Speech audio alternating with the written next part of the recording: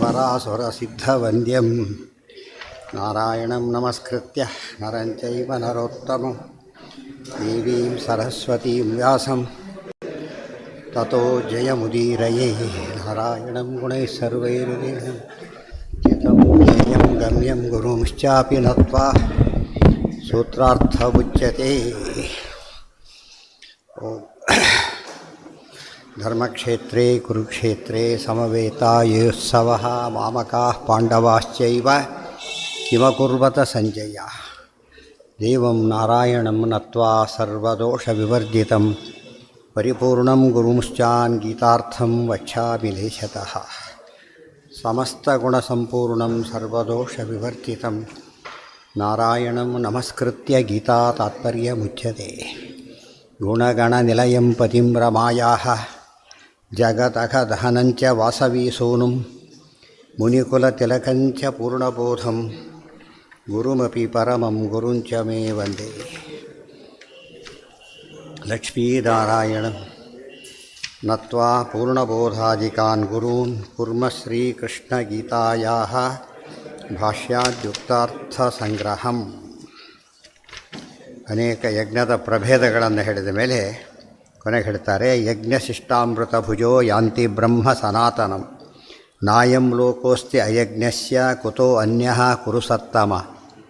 ಈ ಯಜ್ಞದ ಅನುಸಂಧಾನ ಇಲ್ಲದೆ ಹೋದರೆ ಮಾಡಿದ ಕರ್ಮಗಳು ಬಂಧಕವಾಗೋದರಿಂದ ಅವರಿಗೆ ಈ ಲೋಕದಲ್ಲೂ ಸುಖ ಇಲ್ಲ, ಬೇರೆ ಲೋಕನೂ ಇಲ್ಲ ಅಂಥೇಳಿ ಇಹ ಪರ ಉಭಯ ಭ್ರಷ್ಟರು ಅಂತ ಕರೆಯುತ್ತಾರೆ. ಉಭಯ ಭ್ರಷ್ಟರು, ಇದೇ ಇಲ್ಲ ಅದು ಇಲ್ಲ. ಏವಂ ಬಹುವಿಧ ಯಜ್ಞ ವಿತತಾ ಬ್ರಹ್ಮಣೋ ಮುಖೇ ಕರ್ಮಜಾನ್ ವಿದ್ಧಿತಾನ್ ಸರ್ವಾನ್ ಏವಂ ಜ್ಞಾತ್ವಾ ವಿಮೋಕ್ಷತೆ.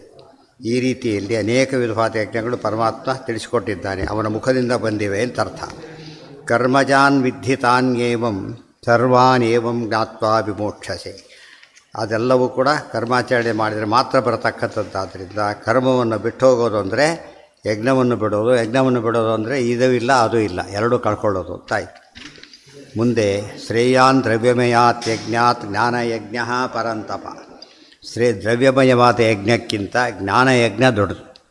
ದ್ರವ್ಯಮಯವಾದ ಯಜ್ಞ ಜ್ಞಾನ ಯಜ್ಞ ಅಂದರೆ ಎರಡೂ ಇರೋದು ಅತ್ಯುತ್ತಮ ಪಕ್ಷ. ದ್ರವ್ಯನೂ ಇದೆ, ಜ್ಞಾನವೂ ಇದೆ. ಎರಡರಲ್ಲಿ ಒಂದು ಬಿಡೋದಾದರೆ ಯಾವ್ದು ಬಿಡಬಹುದು? ದ್ರವ್ಯ ಬಿಡಬೇಕು. ಪ್ರಧಾನವಾಗಿ ಜ್ಞಾನಕ್ಕೆ ಅವಕಾಶ ಸಿಗೋದಾದರೆ ಜ್ಞಾನಕ್ಕೆ ಮಹತ್ವ, ಇದು ಅದು ಭಾರಿ ವಿಶೇಷತೆ. ಜ್ಞಾನಯಜ್ಞ ಪರಂತಪ, ಅದೇ ದೊಡ್ಡದು. ಇನ್ನೊಂದು ಅರ್ಥದಲ್ಲಿ ಪರಂತಪ ನೀನು ಎಂಥವನು, ದೇವರ ಕೂಡ ತಪಸ್ ಮಾಡ್ತಕ್ಕಂಥವನಾದ್ದರಿಂದ ಈ ರೀತಿ ಮಾಡಬೇಕೆ ಹೊರತು ಇಲ್ಲದೆ ಹೋದರೆ ಇಲ್ಲ. ಸರ್ವಂ ಕರ್ಮಾಖಿಲಂ ಪಾರ್ಥ ಜ್ಞಾನೇ ಪರಿಸಮಾಪ್ಯತೆ. ಸರ್ವಂ ಕರ್ಮ, ಪ್ರತಿಯೊಂದು ಕರ್ಮ ಕೂಡ ಅಖಿಲಂ ಅಖಿಲಂ ಜ್ಞಾನೇ ಅಖಿಲಂ ಅಖಿಲಂ ಅಂತ ಹೇಳಿದ್ರೇನು, ಖಿಲವಾಗದೆ ಹೋಗೋದು ಅಂದರೆ ಯಜ್ಞಬುದ್ಧಿಯಿಂದ ಮಾಡಿದಾಗ ಜ್ಞಾನೇ ಪರಿಸಮಾಪ್ಯತೆ. ಈಗ ಕರ್ಮಣ ಜ್ಞಾನ ಮಾತನೋತಿ ಮೊದಕ್ಕೆ ಅರ್ಥ ಇದೆ. ಪ್ರತಿಯೊಂದು ಕರ್ಮ ಕೂಡ ಜ್ಞಾನದಲ್ಲಿ ಪರಿವಸಾನ ಹೊಂದಬೇಕು, ಇಲ್ಲಿ ಹೋದರೆ ಪ್ರಯೋಜನ ಇಲ್ಲ. ವಿದ್ಯಾರ್ಥಿ ಊಟ ಏನೇನೋ ಮಾಡಿದ ಅವನು ಪಾಸಾದ, ಅವ ಎಲ್ಲ ಲಿಂಕ್ ಕರೆಕ್ಟ್ ಆಯ್ತು, ಇಲ್ಲದೋ ಎಲ್ಲ ವ್ಯರ್ಥ ಅಂತ ಕರೀತಾರೆ. ಖಿಲ ಅಖಿಲ ಸರ್ವಂ ಕರ್ಮ, ಖಿಲವಲ್ಲದ ಸಕಲ ಕರ್ಮಗಳೂ ಸಹ ಅಂದರೆ ಕ್ರಮಬದ್ಧವಾಗಿ ಮಾಡಲ್ಪಟ್ಟಂಥ ಸಕಲ ಕರ್ಮಗಳು ಕೂಡ ಜ್ಞಾನೇ ಪರಿಸಮಾಪ್ಯತೆ, ಜ್ಞಾನದಲ್ಲೇ ಪರಿವಸಾನ ಹೊಂದೋದರಿಂದ ಅದು ರಿಸಲ್ಟ್. ಆದ್ದರಿಂದ ಯಾವಾಗಲೂ ಆ ಕಡೆ ಗಮನ ಇಟ್ಟೇ ಮಾಡ್ತಿರಬೇಕು. ಗುರಿ ಪ್ರಯಾಣ ಹೋಗ್ತಾರೆ, ಗುರಿ ಸೇರೋದು. ಮುಂದೆ ಏನೇ ಕೆಲಸ ಮಾಡಿದರೂ ಕೂಡ ಗಮನ ಎಲ್ಲಿರುತ್ತೆ ಅವನಿಗೆ? ಗುರಿ ಕಡೆ ಗಮನ ಇರುತ್ತೆ. ಅದೇ ರೀತಿಯಲ್ಲಿ ಜ್ಞಾನದ ಕಡೆ ಗಮನ ಇಟ್ಟೇ ಕರ್ಮ ಮಾಡಬೇಕವರು ಸುಮ್ಮನೆ ಮಾಡೋ ಹಾಗಿಲ್ಲ. ಅಖಿಲಂ ಉಪಾಸನಾದಿ ಅಂಗಯುಕ್ತಂ, ಅದಕ್ಕೆ ಅಖಿಲ ಶಾಸ್ತ್ರ ಅರ್ಥ ಬರೋದು. ಸಾಂಗೋಪಾಂಗವಾದ ಕರ್ಮ, ಬರೀ ಯಾವುದೋ ಕರ್ಮ ಅಲ್ಲ, ವಿಹಿತ ಕರ್ಮ. ಅದು ಹೇಗೋ ಮಾಡಿದ್ರಲ್ಲ, ಸಾಂಗೋಪಾಂಗವಾಗಿ ಮಾಡಿದರೆ ಅದು ಜ್ಞಾನದಲ್ಲಿ ಪರಿವಸಾನ ಹೊಂದಲೇಬೇಕು. ಜ್ಞಾನಫಲಮೇವ ಇತ್ಯರ್ಥ. ತದ್ವಿಧಿ ಪ್ರಣಿಪಾತೇನ ಪರಿಪ್ರಶ್ನೇನ ಸೇವಯ. ಅದಕ್ಕಿದೆಯಾ ತಾತ್ಪರ್ಯ? ಇಲ್ಲ.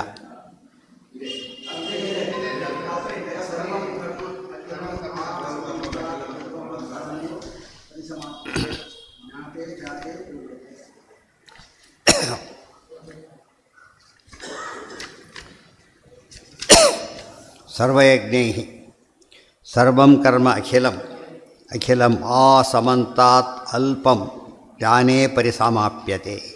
ಅಥಂ ಕರ್ಮ ಅಖಿಲಂ ಸಮಂತಾತ್ ಅಲ್ಪಂ ಜ್ಞಾನೇ ಪರಿಸಮಾಪ್ಯ. ಕರ್ಮ ಎಷ್ಟೇ ಆಗಿರಲಿ ಅದು ಸರಿಯಾಗಿ ಮಾಡಿದರೆ ವಿಹಿತ ರೀತಿ ಅದೇ ಇಷ್ಟೇ ಅವಲಕ್ಕಿ ಕೊಟ್ಟಿದ್ದು ಏನಿಲ್ಲ.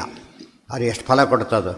ಇವು ಅಷ್ಟು ಇಟ್ಕೊಂಡು ಏನೂ ಫಲ ಕೊಡಲಿಲ್ಲ. ಆದ್ದರಿಂದ ಸ್ವಲ್ಪವಾಗಿದ್ದರೂ ಕೂಡ ಅದೇ ಸ್ವಲ್ಪಮಪ್ಯಸ್ಯ ಧರ್ಮಸ್ಯ ತ್ರಾಯತೆ ಮಹತೋ ಭಯ ತಿಂದು ಬಂದಿದೆ.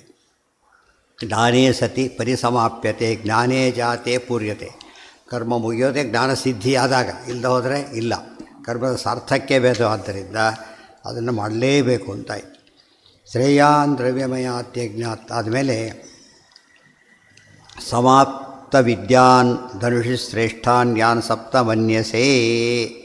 ಸಮಾಪ್ತ ವಿದ್ಯಾನ್ ಧನುಷಿ, ಧನುರ್ವಿದ್ಯೆಯಲ್ಲಿ ಸಮಾಪ್ತ ವಿದ್ಯೆಗಳು ಅಂದ್ರೇನು? ಧನುರ್ವಿದ್ಯೆ ಬಂದಾಗ ವಿದ್ಯೆ ಸಮಾಪ್ತಿ ಆಯಿತು. ಒಂದು ಕೋರ್ಸ್ ಕಂಪ್ಲೀಟ್ ಆದಮೇಲೆ ಏನಾಯಿತು?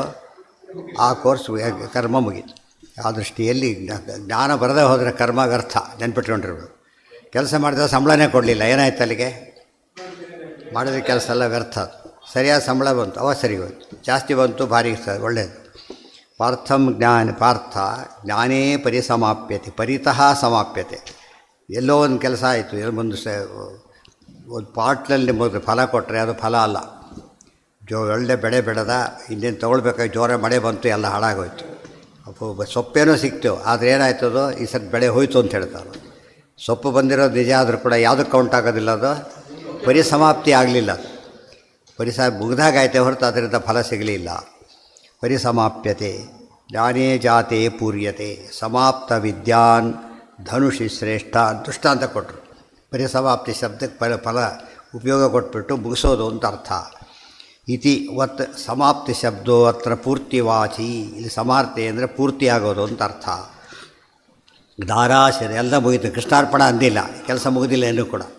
ಕೃಷ್ಣಾರ್ಪಣ ಅಂದಮೇಲೆ ಏನು ಮುಗಿತಾರೆ? ಕರ್ಮ ಮುಗಿದಾಗಲೆಕ್ಕ. ಪ್ರತಿಯೊಂದು ಕರ್ಮ ಕೊನೆಗೇನು ಮಾಡಿಸ್ತಾರೆ? ಕೃಷ್ಣಾರ್ಪಣ ಯಶಸ್ ಪ್ರತ್ಯಾಚ, ಅಲ್ಲಿಗೆ ಕೆಲಸ ಮುಗಿದಾಗಲೆಕ್ಕ. ಆದರೆ ಅದಾಗದೆ ಹೋದರೆ ಇನ್ನೂ ಏನಾಗಿಲ್ಲ? ಕರ್ಮ ಮುಖ್ಯ ಕೆಲಸನೇ ಮುಗಿದಿಲ್ಲ. ಸಮರ್ಪಣೆ ಸಬ್ಮಿಟ್ಟೇ ಮಾಡಿಲ್ಲ. ಎಲ್ಲ ನೀಟಾಗಿ ಎಲ್ಲ ಮುಗಿದಿದ್ದಾನೆ, ಪ್ರೋಸೆಸ್ ಕಂಪ್ಲೀಟ್ ಆಗಲಿಲ್ಲ, ಹೊರಟೋಯ್ತು ಕೆಲಸ. ಇತಿ ಇವತ್ತು ಮುಂದೆ ಹೇಳ್ತಾರೆ. ಜ್ಞಾನಾಶಿನ ಆತ್ಮನಃ ಚಿತ್ವೈನಂ ಸಂಶಯಂ ಯೋಗಂ ಆತಿಷ್ಠೋತ್ತಿಷ್ಠ ಇತಿ ಪುನರ್ಯೋಗ ಕಥನಾತ್. ಮತ್ತೆ ಹೇಳ್ತಾರೆ ಪುನಃ ಜ್ಞಾನಾಶಿನ ಆತ್ಮನಃ. ಜ್ಞಾನ ಬಂದ ಮೇಲೂ ಕೂಡ ಏನು ಮಾಡಬೇಕು? ಸಂಶಯ ಬಿಟ್ಟು ಕೆಲಸ ಮಾಡಬೇಕು ಅಂತ ಹೇಳಿದ್ದರಿಂದ ಕರ್ಮದ ರೋಲು. ನೀನು ಜ್ಞಾನಿಯಾಗಿಲ್ವೋ ಕರ್ಮ ಮಾಡು, ಜ್ಞಾನಿಯಾಗಿದ್ದೀಯೋ ಕರ್ಮ ಮಾಡು. ಜ್ಞಾನಿ ಅಲ್ಲದೆ ಹೋಗಿದ್ದರೆ ಜ್ಞಾನ ಪ್ರಾಪ್ತಿಗೋಸ್ಕರ ಮಾಡು, ಜ್ಞಾನಿಯಾಗಿದ್ದರೆ ಆನಂದ ಅತಿಶಯ ಪ್ರಾಪ್ತಿಗೋಸ್ಕರವಾಗಿ ಮಾಡು. ಅಂತೂ ಕರ್ಮ ಬಿಡಲಿಕ್ಕೆ ಸಾಧ್ಯ ಇಲ್ಲ.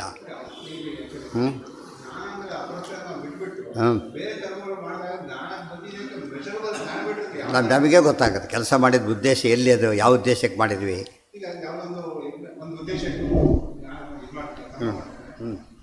ಅಪ್ಲಿಕೇಶನ್ ಹಾಕಿದೆ, ಹೇಳಿದ್ನಲ್ಲ, ಆ ಅಲ್ಪ ಫಲ ಸಿಕ್ಕರೆ ಅದಕ್ಕೆ ಫಲ ಅಲ್ಲೇ ಇಲ್ಲ. ಅದು ಮನಸ್ಸಿಗೆ ತೃಪ್ತಿ ಸಿಗಬೇಕು, ಜ್ಞಾನ ವೃದ್ಧಿ ಆಗಿರೋದು ಅನುಭವಕ್ಕೆ ಬರಬೇಕು. ಭಕ್ತಿ ವೃದ್ಧಿ ಅದು ಬರದೇ ಹೋದರೆ ಈಗ ಕರ್ಮ ವ್ಯರ್ಥ ಇದ್ದಾಗಲೇ. ದುರ್ಯೋಧನ ಅಂತೆ ಪೌಂಡರಿಕ ಯಾಗ ಮಾಡ್ದ, ಅದು ರಾಸುಯಾಗಿ ಈಕ್ವಲ್. ಅದು ಏನು ಬಂತು? ಒಂದು ತಿಂಗಳಲ್ಲಿ ಒಂದೇ ವರ್ಷದಲ್ಲಿ ವಂಶ ಮಾಡಿಕೊಂಡ. ಯಾಕೆ? ತಪ್ಪಾಯಿತು. ಕರೆಂಟ್ ಹೇಗೆ ಅಂದರೆ ತಪ್ಪಾದರೆ ಕೊಂದು ಹಾಕಿಬಿಡುತ್ತಲ್ಲ, ಆ ರೀತಿ. ಒಳ್ಳೆಯ ಕರ್ಮಗಳನ್ನು ಸರಿಯಾಗಿ ಮಾಡದೆ ಹೋದರೆ ಕೆಲವು ಕರ್ಮಗಳನ್ನು ಮಾಡಲಿಲ್ಲ, ವೇಸ್ಟ್ ಆಯ್ತು ಅಷ್ಟೇ, ರಿಸ್ಕ್ ಇಲ್ಲ. ಆದರೆ ಕೆಲವು ಕರ್ಮಗಳು ಎಂಥದ್ದು ಮಾಡಿದರೆ ಫಲ ಬಿಟ್ಟರೆ ದುಷ್ಫಲ ಕೊಡ್ತದೆ, ಅದು ಭಾರಿ ಅಪಾಯಕರ. ಕರೆಂಟ್ ಸಹವಾಸ ಹಾಗೆ. ಕುಡಿದು ಸರಿಯಾಗಿ ಮಾಡಿದರೆ ಫಲ, ಇಲ್ಲದೆ ಹೋದರೆ ಇದಿಲ್ಲ. ಅಪಾಯ ಇಲ್ಲದೆ ಹೋದರೂ ವೇಸ್ಟ್ ಆಯ್ತು ಅಷ್ಟೇ. ದುಡ್ಡು ಕಾಸು ಹೋಯಿತು, ಟೈಮ್ ಹೋಯ್ತು, ಹಾಗಲ್ಲ ಪ್ರಾಣನೇ ಹೋಗ್ಬೋದು. ಕಂಪಲ್ಸರಿ ಕರ್ಮಗಳು ಯಾವಾಗಲೂ ಹಾಗೆ. ಆಪ್ಷನಲ್ ಕರ್ಮನೇ ಕಂಪಲ್ಸರಿ ಅಂದಮೇಲೆ ಹೇಗಿರಬೇಕದು? ಜ್ಞಾನ ಪೂರ್ತಿ ಬಂದರೆ ಮಾತ್ರ ಸಾಧ್ಯ. ಜ್ಞಾನ ಪೂರ್ತಿ ನಿಮಗೆ ಗೊತ್ತಾಗೋದು ಭಕ್ತಿ ವೃದ್ಧಿ ಆದಾಗ. ಭಕ್ತಿ ವೃದ್ಧಿ ಬರದೇ ಹೋದರೆ ಜ್ಞಾನ ವೇಸ್ಟು ಅಂತ. ಜ್ಞಾನ ಬರದೇ ಹೋದರೆ ಕರ್ಮ ವೇಸ್ಟು. ಹೀಗಾಗಿ ಮಾಡಿದ್ದೆಲ್ಲ ಶ್ರಮ ಏವಹಿ ಕೇವಲಂ. ಕೊನೆಗೆ ಅದೇ ಭಾಗವತದ ಮಾತು. ಕರ್ಮ ಸ್ವನುಷ್ಠಿತ ಪುಂಸಾಂ ವಿಶ್ವಕ್ಸೇನ ಕಥಾಶು ಯಃ ನೋತ್ಪಾದಯೇದ್ಯತಿರತಿಂ ಶ್ರಮ ಏವಹಿ ಕೇವಲಂ. ಮಾಡಿದ ಕರ್ಮ ದೇವರಲ್ಲಿ ಭಕ್ತಿ ಹೆಚ್ಚಿಸದೆ ಹೋದರೆ ಏನಂತ ಕರೀತಾರೆ ಅದನ್ನು? ಶ್ರಮ ಏವಹಿ ಕೇವಲಂ. ಅದು ಕೇವಲ ಶ್ರಮ ಅಂತ ಕರೀತಾರೆ ಹೊರತು ಅದು ಸಿದ್ಧಿ ಅಲ್ಲ. ಚಿತ್ವೈನಂ ಸಂಶಯಂ ಯೋಗಂ ಆತಿಷ್ಠೋತ್ತಿಷ್ಠ ಇತಿ ಪುನರ್ಯೋಗ ಕಥನಾತ್. ತದ್ವಿಧಿ. ಮತ್ತು ಸಂಶಯ ಹೋಯ್ತಲ್ಲ, ಹಾಗಿದ್ದರೆ ಮತ್ತೆ ಕರ್ಮ ಮಾಡು ಅಂತ ಹೇಳ್ತಿರೋದ್ರಿಂದ ಕರ್ಮದಿಂದ ನಾವು ಪಲಾಯನ ಮಾಡೋಕ್ಕೆ ಬರೋದಿಲ್ಲ. ಒಂದೇ ಒಂದು ವಿನಾಯಿತಿ ಇಲ್ಲ. ಅಸಂಪ್ರಜ್ಞಾತ ಸಮಾಜ ಸ್ಥಿತಿಯಲ್ಲಿ ಕೂತಿರಬೇಕು, ಇಲ್ಲ ಮುಕ್ತನಾಗಿರ್ಬೇಕಷ್ಟೇ. ಬೇರೆ ಯಾವ ಸಮಯದಲ್ಲೂ ಯಾವುದಕ್ಕೆ ಅವಕಾಶ ಇಲ್ಲ. ಕರ್ಮ ಬಿಡ್ಲಿಕ್ಕೆ ಅವಕಾಶ ಇಲ್ಲ. ಇನ್ನೂ ಇದೆ, ಸಣ್ಣ ಪುಟ್ಟ ಕರ್ಮ ಬಿಡ್ಲಿಕ್ಕೆ ಅವಕಾಶ ಇದೆ. ದೊಡ್ಡ ಕರ್ಮ ಮಾಡೋ ಚಾನ್ಸ್ ಸಿಕ್ಕರೆ, ಪ್ರಯಾರಿಟಿ ಬಂದರೆ ಆ ಸಣ್ಣ ಕರ್ಮನ ಸಂಕೋಚ ಮಾಡ್ಬೋದು, ತೀರಾ ಆಪತ್ಕಾಲದಲ್ಲಿ ಬಿಡ್ಬೋದು. ಆದರೆ ಮುಖ್ಯ ಮಾತ್ರ ಬಿಡಲಿಕ್ಕೆ ಸಾಧ್ಯನೇ ಇಲ್ಲ. ತದ್ವಿಧಿ ಪ್ರಣಿಪಾತೇನ ಪರಿಪ್ರಶ್ನೇನ ಸೇವಯ ಉಪದೇಶಂತಿ ತೇ ಜ್ಞಾನಂ ಜ್ಞಾನಿನಃ ತತ್ವದರ್ಶಿನಃ. ತದ್ವಿಧಿ ಪ್ರಣಿಪಾತೇನ ಪರಿಪ್ರಶ್ನೇನ ಸೇವಯ. ಅದನ್ನು ಯಾವುದನ್ನು ಹೇಳಿದ ಜ್ಞಾನವನ್ನು ಹೇಗೆ ಪಡಿಬೇಕದನ್ನು ಅಂತ ಕೇಳಿದರೆ, ಹಾಗೆ ಕೂತ್ರೆ ಬರತಕ್ಕಂಥದ್ದಲ್ಲ. ಇಲ್ಲಿ ಬರಬೇಕದು ಜ್ಞಾನಿಗಳು ಉಪದೇಶ ಮಾಡಬೇಕು, ಬರಬೇಕೇ ಹೊರತು ಎಂದೂ ಕೂಡ ಹಾಗೆ ಬರಲಿಕ್ಕೆ ಸಾಧ್ಯ ಇಲ್ಲ. ಆ ಜ್ಞಾನಿಗಳು ಯಾವಾಗ ಹೇಳಿಕೊಡ್ತಾರೆ ಅಂತ ಪ್ರಶ್ನೆ. ಪ್ರಣಿಪಾತೇನ ಪರಿಪ್ರಶ್ನೇನ ಸೇವಯ, ಮೂರಿರಬೇಕು. ಪಾತ, ನಿಪಾತ, ಪ್ರಣಿಪಾತ. ಪ್ರಣಿಪಾತ ಪ್ರಣಾಮ, ಸಾಷ್ಟಾಂಗ ಪ್ರಣಾಮವನ್ನು ಮಾಡಬೇಕು. ಪರಿಪ್ರಶ್ನೇನ, ಪರಿತಃ ಪ್ರಶ್ನೆ. ಎಂಥ ಪ್ರಶ್ನೆಗಳವೆಲ್ಲ? ಸರಿಯಾದ ಪ್ರಶ್ನೆಗಳನ್ನು ಕೇಳಬೇಕು. ರಿಲೆವೆಂಟ್ ಕ್ವಶನ್ನು, ಅದರಲ್ಲಿ ಉಪಯೋಗ ಆಗೋ ಕ್ವಶನ್ ಕೇಳಬೇಕು. ಎರಡನೇ ಬರೀ ಪ್ರಶ್ನೆ ಅಲ್ಲ, ಪರಿಪ್ರಶ್ನೆ ಆಗಬೇಕು. ಬರೀ ನಮಸ್ಕಾರ ಅಲ್ಲ, ಪ್ರಣಿಪಾತ ಬರೀ ಇದಲ್ಲ. ಮೂರನೇದು ಸೇವೆ ಮೂರನ್ನು ಮಾಡಬೇಕು. ಮೂರು ಹೇಗೆ ಯಜ್ಞಾದಾನ ತಪಸ್ಸು ಮೂರು ಮಾಡಬೇಕು. 6 ಪೇಪರ್ 6ಅಲ್ಲೂ ಪಾಸಾಗಬೇಕು. ಹಾಗೆ ಒಂದರಲ್ಲಿ ಆಗದೆ ಹೋದರೆ ಹೋದಾಗ ಲೆಕ್ಕ. ಇವತ್ತು ಸಾಮಾನ್ಯವಾಗಿ ಈ ಕಾನ್ಸೆಪ್ಟ್ ಹೋಗಿಬಿಟ್ಟಿದೆ. ಅದು ಪ್ರಣಿಪಾತನೂ ಭಾರಿ ಕಡಿಮೆ, ಪರಿಪ್ರಶ್ನೆ ಅಡ್ಡ ಪ್ರಶ್ನೆ, ಸೇವೆಯ ಅಂದರೆ ಸೇವೆ ಹೆಸರೇ ಇಲ್ಲ. ಅವರೇ ಇವರು ಸೇವೆ ಮಾಡಬೇಕು, ಆ ಥರ ಆಗಿಬಿಡ್ತದೆ. ಸೇವೆಯ ಪ್ರಣಿಪಾತೇನು, ಇದು 3 ದಾರಿ. ಇದು ಒಳ್ಳೆ ಅಪೂರ್ವವಾದ ಮಾತು. ನಮಗೆ ಜ್ಞಾನ ಬರಬೇಕಾದ್ರೆ ಯಾರಿಂದ ಮತ್ತೇನು ಮಾಡಿದೆ ಬರುತ್ತೆ. ಏನು ಸಣ್ಣ ಕೆಲಸ ಆಗಬೇಕು. ಕೊಡೋ ಅಂತೇಳಿ ಕೊಡ್ತಾರೆ, ಕೊಡೋದಿಲ್ಲ ಅಂತ ಹೇಳ್ತಾರೆ. ಕೊಡಯ್ಯ ಅಂತ ಹೇಳಿದ್ರೆ ಕೊಡೋದಿಲ್ಲ ಅಂತ ಹೇಳ್ತಾರೆ. ಕೊಡ್ತೀನಿ ಅಂದರೆ ಆ ಮಾತಿನಲ್ಲೇ, ಆ ಮಾತೇ ತನಗೆ ಬೇಕಿದೆ, ಕೆಲಸ ಆಗಬೇಕಾಗಿದೆ, ಅವ್ರು ಕೆಟ್ಟದಾಗ ಕೇಳಿದ್ದಾನೆ, ಕೊಡೋ ಮನಸ್ಸು ಬರೋದಿಲ್ಲ. ಆದ್ದರಿಂದ ಸೇವೆಯ ಒಳ್ಳೆಯ ಪ್ರಶ್ನೆಗಳು. ವಿನಯ, ಪ್ರಣಿಪಾತ ಅಂಬೋದೇನು, ನಮ್ರತೆ ಬೇಕು ಮುಖ್ಯವಾಗಿ. ನಮಸ್ಕಾರ ಮಾಡೋದು ಅಂದರೆ ಭಕ್ತಂತಾನೆ. ನಮ್ರತೆ ಇದ್ದರೆ ಅದು ಏನು ನಮಸ್ಕಾರ ಮಾಡಿದ ನಮ್ರತೆಯೇ ಇಲ್ಲ. ಅದು ಫಿಸಿಕಲಿ ಮಾಡಿದೆ, ಮನಸ್ಸಿನಲ್ಲಿ ಇಲ್ಲ, ಹೋಯ್ತದು. ಫಿಸಿಕಲಿ ಮಾಡೋಕ್ಕಾಗಲಿಲ್ಲ, ಮನಸ್ಸಲ್ಲಿ ಮಾಡ್ಕೊಂಡು ಅದು ನಮ್ರತೆ, ಅದು ವಿನಯ. ವಿನಯ ಅಂದರೂ ಒಂದೇ, ನಮ್ರತೆ ಅಂದರೂ ಒಂದೇ. ಇದು ಅರ್ಥ ಮಾಡಿಕೊಂಡ್ರೆ ವಿನಯ ನಮಸ್ಕಾರ ಆಧಾರದ ಮತ್ತೊಂದು ಮುಖ ಅದು.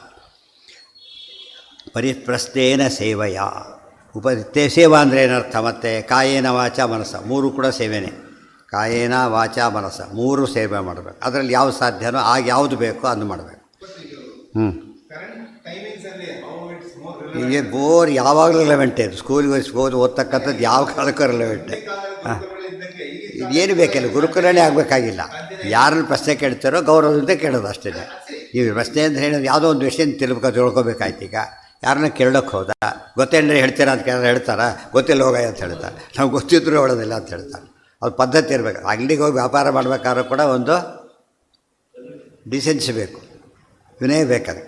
ಇದು ಹೇಗೆ ಕೇಳಿ ಇನ್ನೊಬ್ರು ಯಾರು ಮಾತಾಡ್ತಾರೆ, ಸ್ವಲ್ಪ ನಿಲ್ಲಬೇಕಾಗ. ಅವ್ನು ಬಿಟ್ಟುಬಿಡು, ಮೊದಲು ನನಗೆ ಉತ್ತರ ಕೊಡು ಅಂತ ಕೇಳ್ತಾನೆ. ನಿನ್ನೆ ಬಿಡ್ತೀನಿ, ಅವನಿಗೆ ಕೊಡ್ತೀನಿ ಅಂತ. ಬೇಕಾದ್ರೆ ಎಲ್ಲದರಲ್ಲೂ ಕೂಡ ಅಷ್ಟೇ. ಅದಕ್ಕಿಂತ ಮತ್ತು ಸೌಮ್ಯ ಅಂತ, ಸೌಮ್ಯತೆ ಅಂದ್ರೆ ಒಂದೇ, ನಮ್ರತೆ ಅಂದ್ರೆ ಒಂದೇ, ವಿನಯ ಅಂದ್ರೆ ಒಂದೇ, ನಮಸ್ಕಾರ ಮಾಡೋದು ಅಂದ್ರೆ ಒಂದು. ಈ ಪುನರ್ಯೋಗ ಕಥಾನಾತ್ ತದ್ವಿಧಿ ಪ್ರಣಿಪಾತೇನ ಪರಿಪ್ರಶ್ನೇನ ಸೇವೆಯ ಉಪದೇಶಂತಿ ತೇ ಜ್ಞಾನಂ. ಹಿಂದಿನ ಕಾಲಕ್ಕೆ ಇವು ಮೂರು ಮಾಡ್ತಿದ್ರು. ಉಪನಯನ ಮಾಡೋದನ್ನು ಅಲ್ಲೇ ಬಿಟ್ಬಿಡೋದು. ಮನೆ ಕೂತ್ಕೊಂಡು ಉಪನಯನ ಅಲ್ಲೇ ಅಲ್ಲ, ಅಲ್ಲಿ ಒಪ್ಪಿಸಿ ಬರಬೇಕು ಅವ್ರಿಗೆ.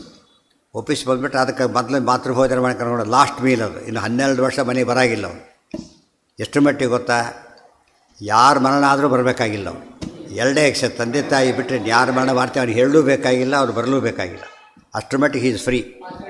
ಯಾವ ಬೇರೆ ಕರ್ಮ, ಬರೀ ಓದಿಗೆ ಅಷ್ಟೇ ಗಮನ, ಬೇರೆ ಕಡೆ ಗಮನ ಇಲ್ಲ.